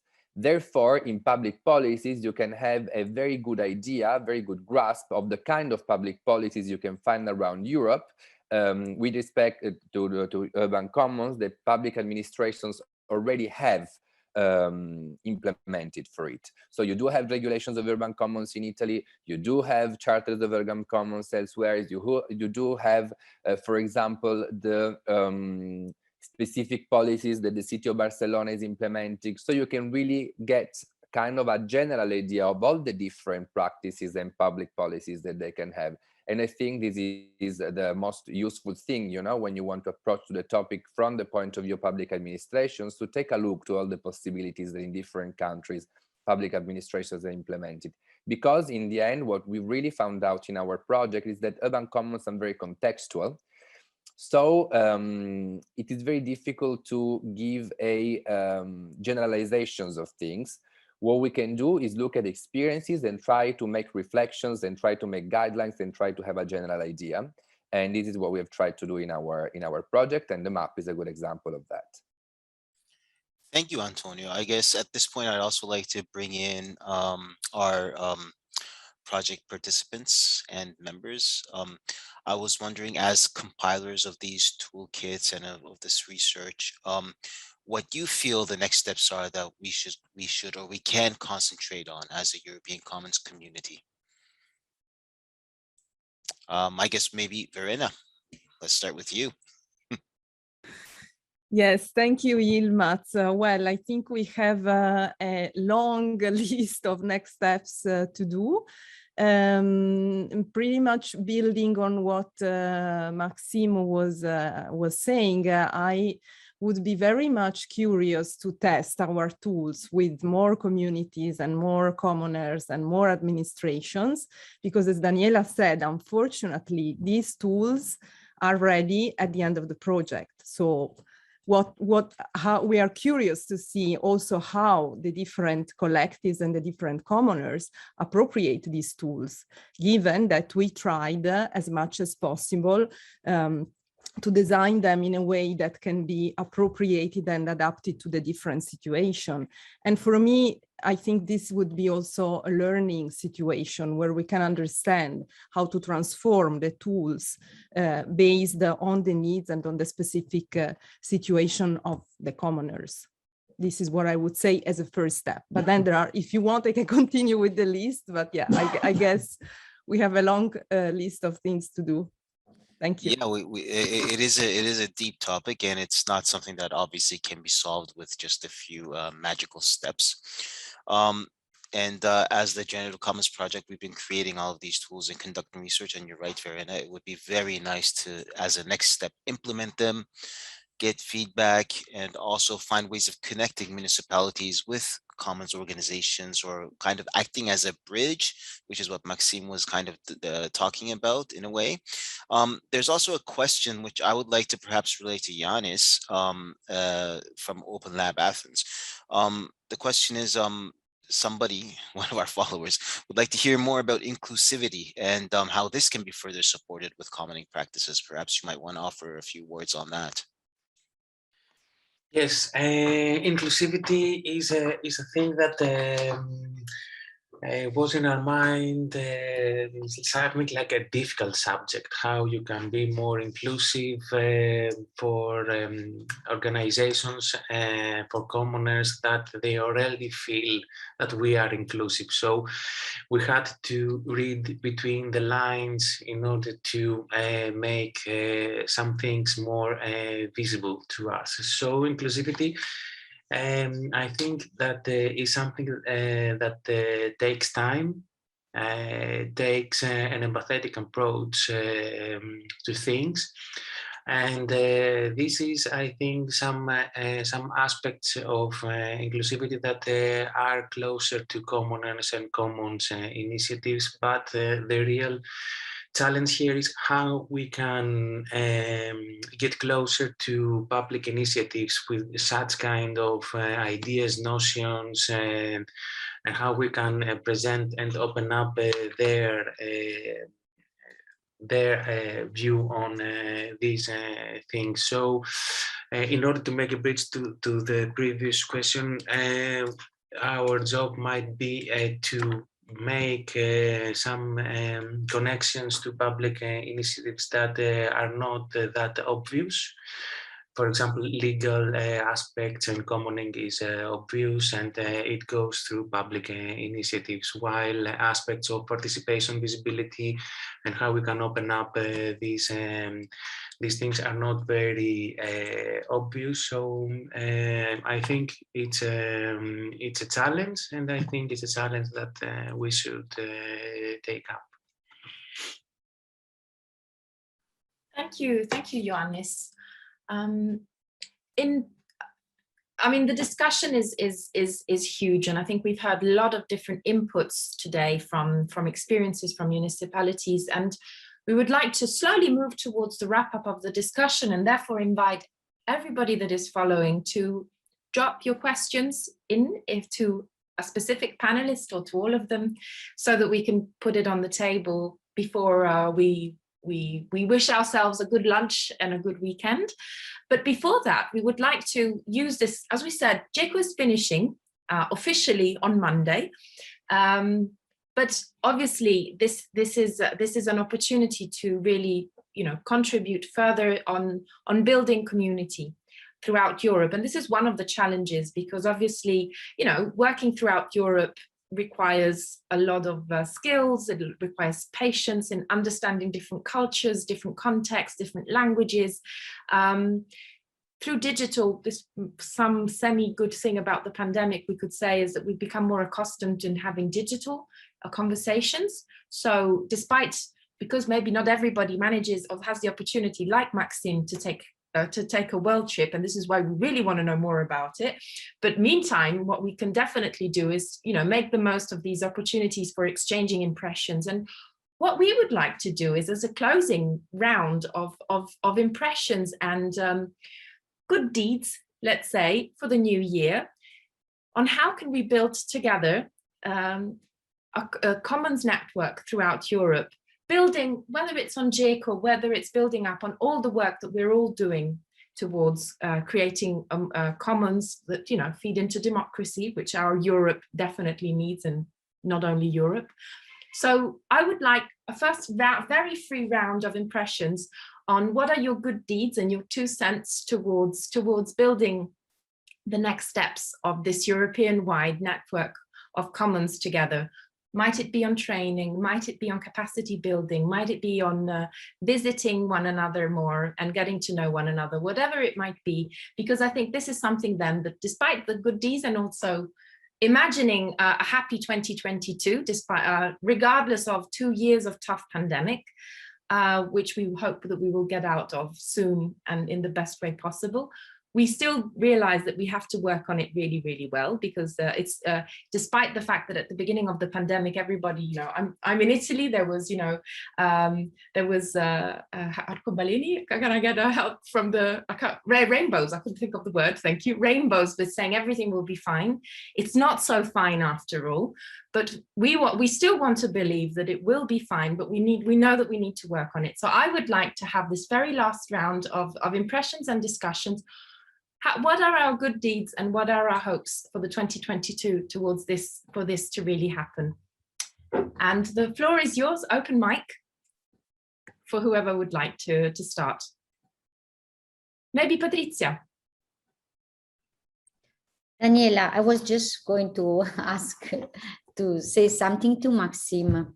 It was very interesting, Maxime, because I think most of us who are taking part to this presentation are first of all citizens. I always speak by a point of view as citizen, then as a practitioner. In this case, it was for us the first time as a researcher and academic as well. So I think the goal should be to create a link among all these expertise, and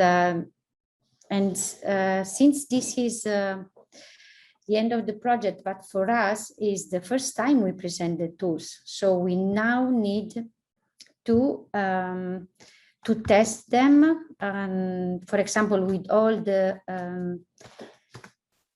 initiatives that we have engaged during the project, maybe an idea would be to go back to them, ask them for a feedback, and also to test with some of them who are interested. For example, in our case, next week we move to Milano, and we will test one of our tools with students.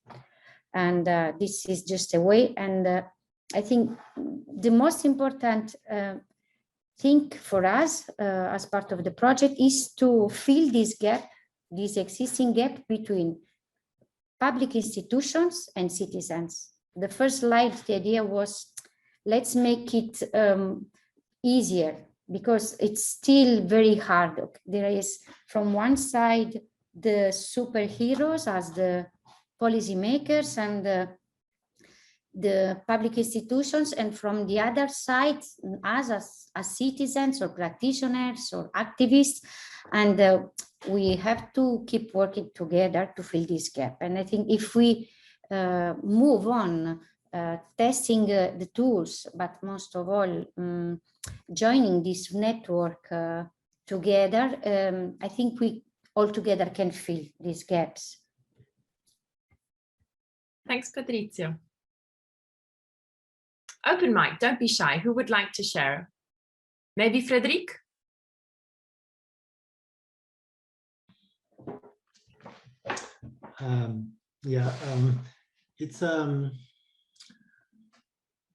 It's difficult to enter in this perspective for me. I think that as activist or as a practitioner and as citizen, as you said, Patrizia, it's difficult to see how we can dedicate time and energy to test and to try tools. So I feel that it's probably more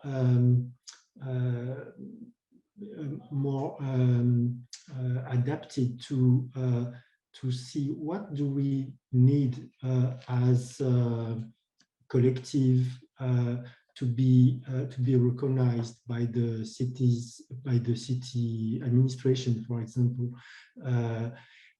and how could we build some strategies for that, and then to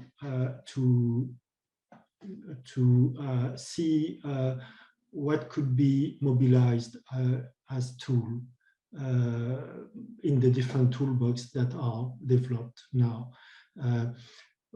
for me, if I try to answer your question, Daniela, we are developing, and Xavier mentioned that before.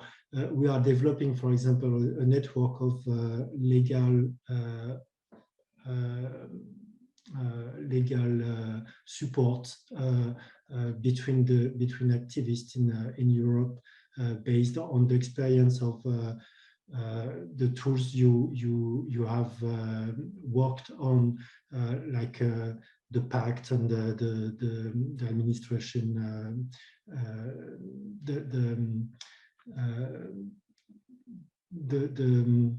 the Bologna and the Bologna charter, for example. I know it's not a charter, but in this, for this, I think that it's important to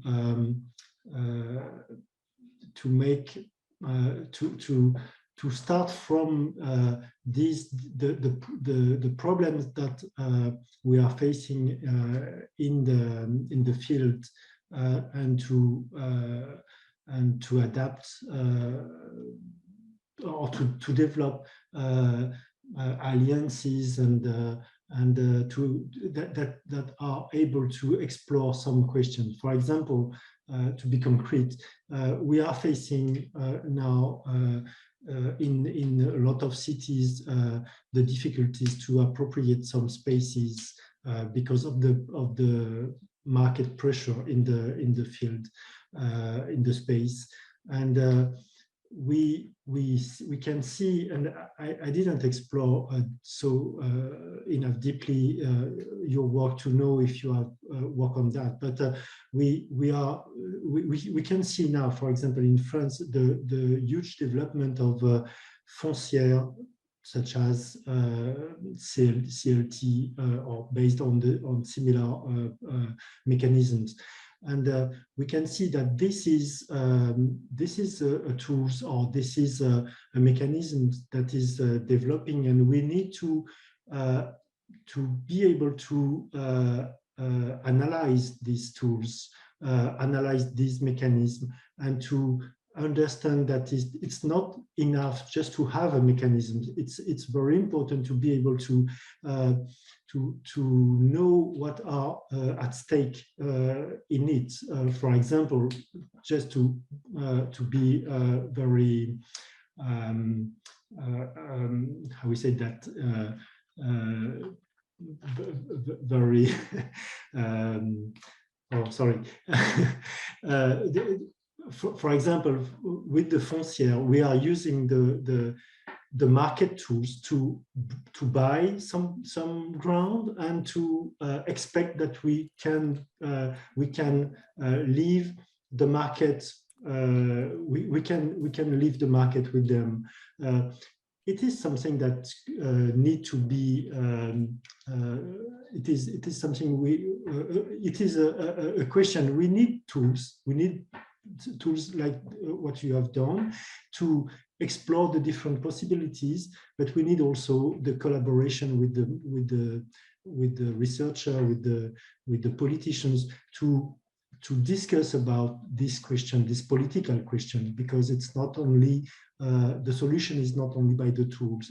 Absolutely. It's also by discussing what are the perspectives. And so if we ask what do we need at the European level, I think that we need to open the field, or open the space for such discussions, to compare the rights, to compare the experience in these different countries and places, and to open the space for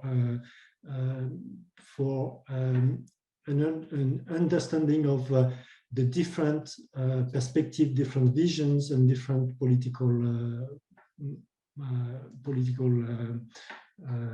opinions. I would say absolutely on such question. And we can have. I named the question of the field. Sorry, because I'm too long. But we can ask the same thing for the health, for the alimentation, for the food, for the school, etc. So it's a my feeling is that we have to open these different sectors or questions. Absolutely, Frédéric, thank you. Because if I could sum up in a few words it's really absolutely the tools are an instrument. We're addressing politics. We want to open up a discussion at political level, at local, national, and European level. This is what we're working towards. Absolutely. So I see hands raising up and people that have also booked in the chats. So I hope I will remember everybody. But the first hand up was with Javier.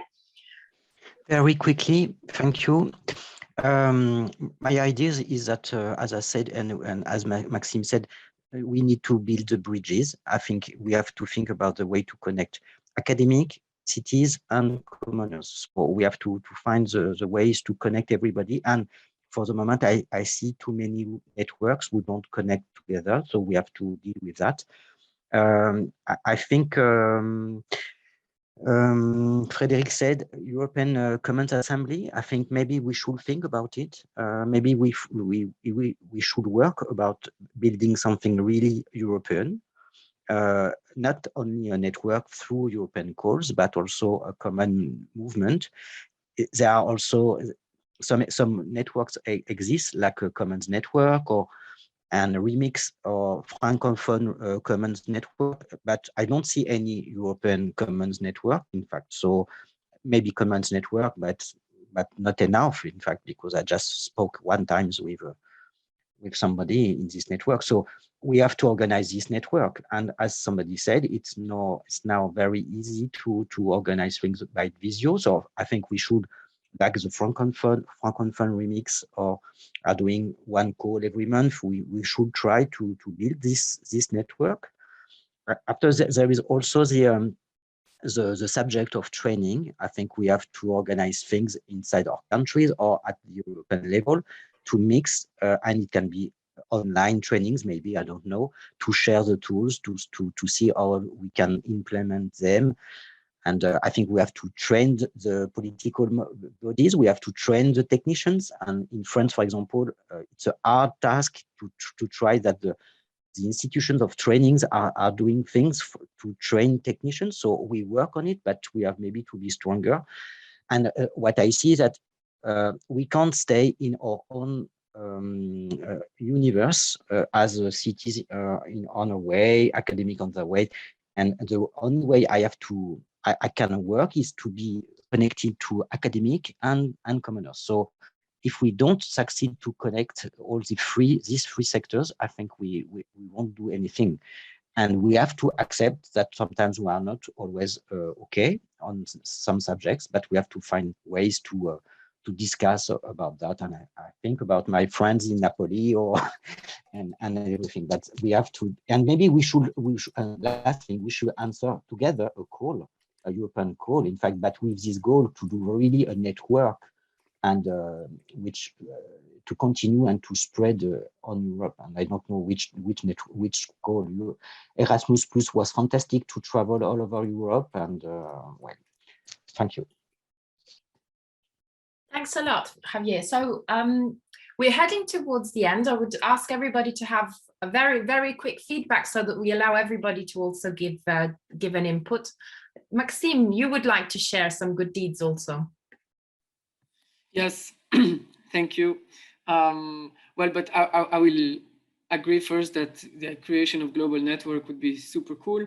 What I would wish maybe would be here it was presented as common, but in a very broad sense. I think it's also good to have a bi-sector approach.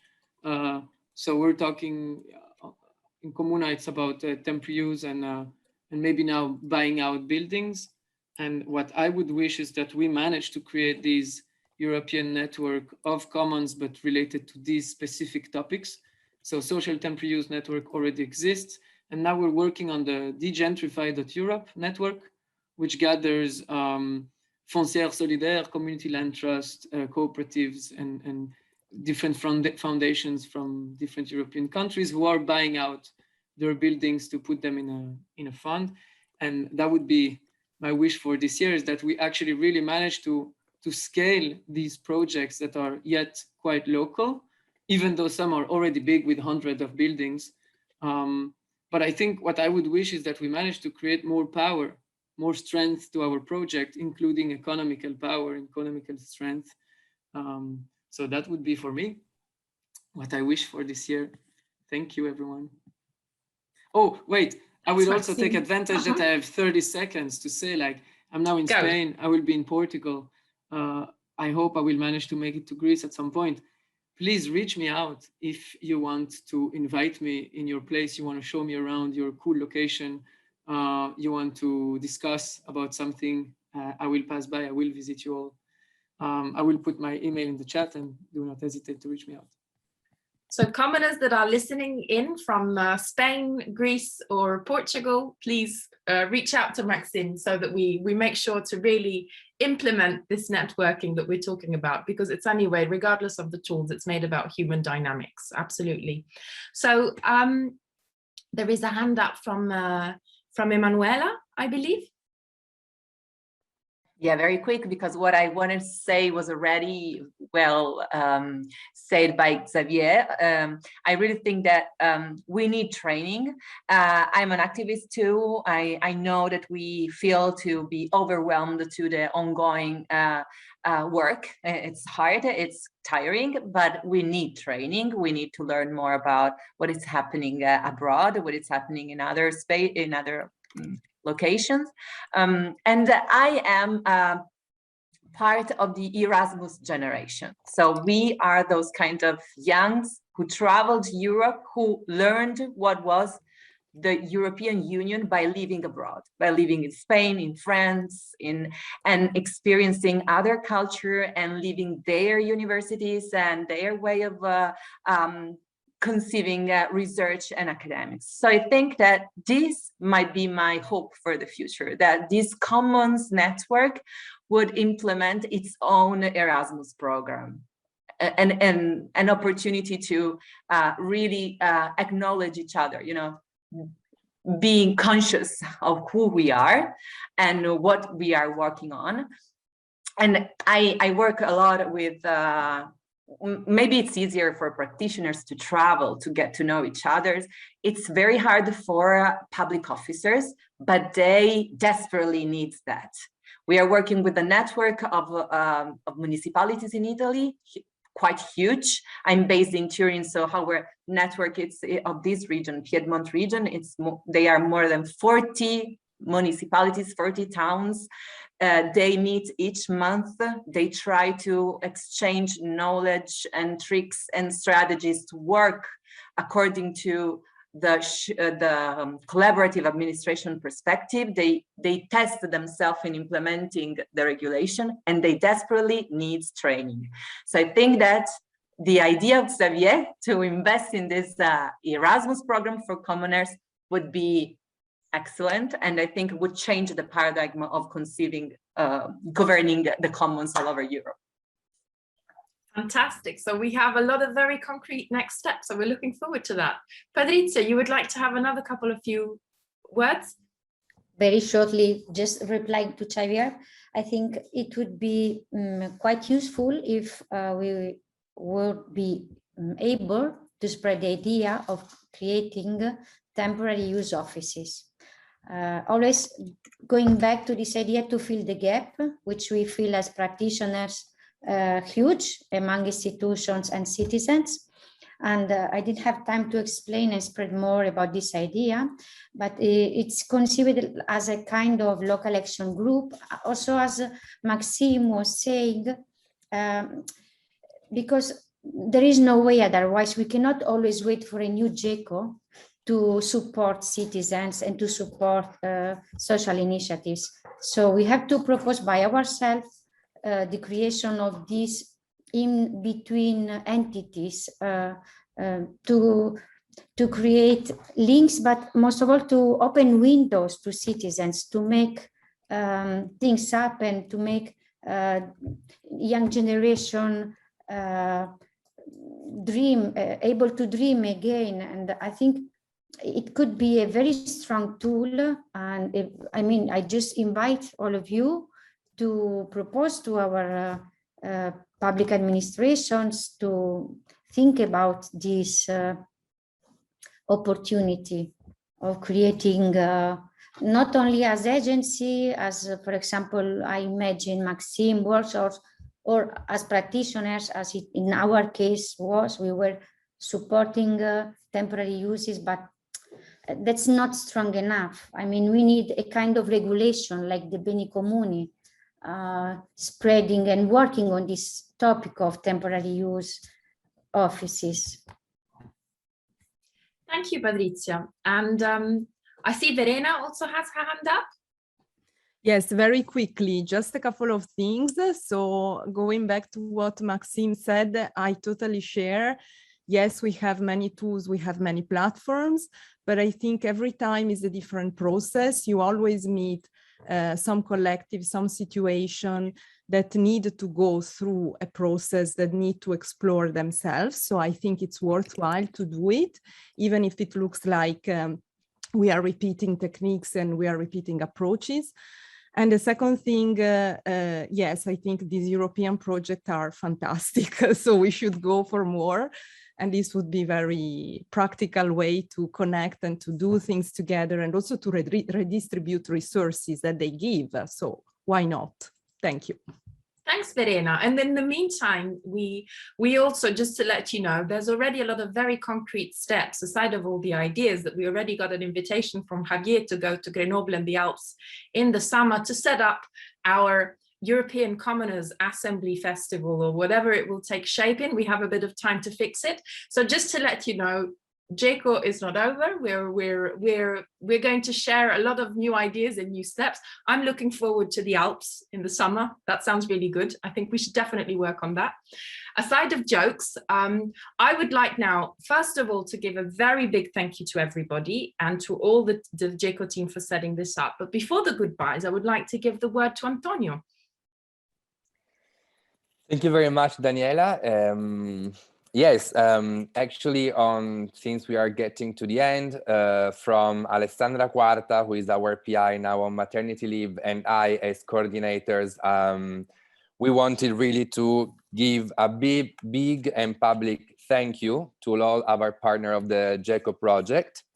Actually, we're getting to the end. We have spent 3 years of very hard work. We had some difficulties during our work, especially because of the pandemic, which was something not easy to face, but we made it, and we made it together. And we made it as a team, and as a team, we also built up very, very amazing things. I think that looking at all the work we have done that it was presented this morning, we can really be proud of what we have done. But not also we can be proud of the work we have done, but also about the fact that we try to embody and embed what we were talking about, because we really acted as a community. We have created bonds, relationship, and for that, we are very grateful. I think we grown up a lot thanks to you and to all the exchanges we had, and for the opportunity we had to work together. So we're a bit sad, of course, that this path is getting to an end. But I think that both what we have created with our work and the great bond of community we have created together is just a starting point for a big future and other projects together, and still of big friendships that I think, and I'm sure will last for the long time. And so we would really like to thank you a lot for your passion, for your reliability, for your professionality, and for the love that you have put in your work and towards all the people that work within the consortium. So thank you very much. So a big thank you to all our guests here today, to all the audiences that have been following and sharing comments and ideas, and overall to all the commoners that throughout these years of project have helped us develop all this. So on behalf of all of us, of all the consortium, we would like to thank you all for sharing your time, your energy, your inspirations, and we look forward to possibly meeting in the Alps this summer and organizing it and working very, very soon in the coming weeks for really bringing forward the commons together throughout Europe. this said, thank you very, very much. And we wish you a very, very nice lunch break and weekend. See you soon. Bye. Bye-bye. See you soon. Bye-bye. Thank you very much. Bye. Bye-bye.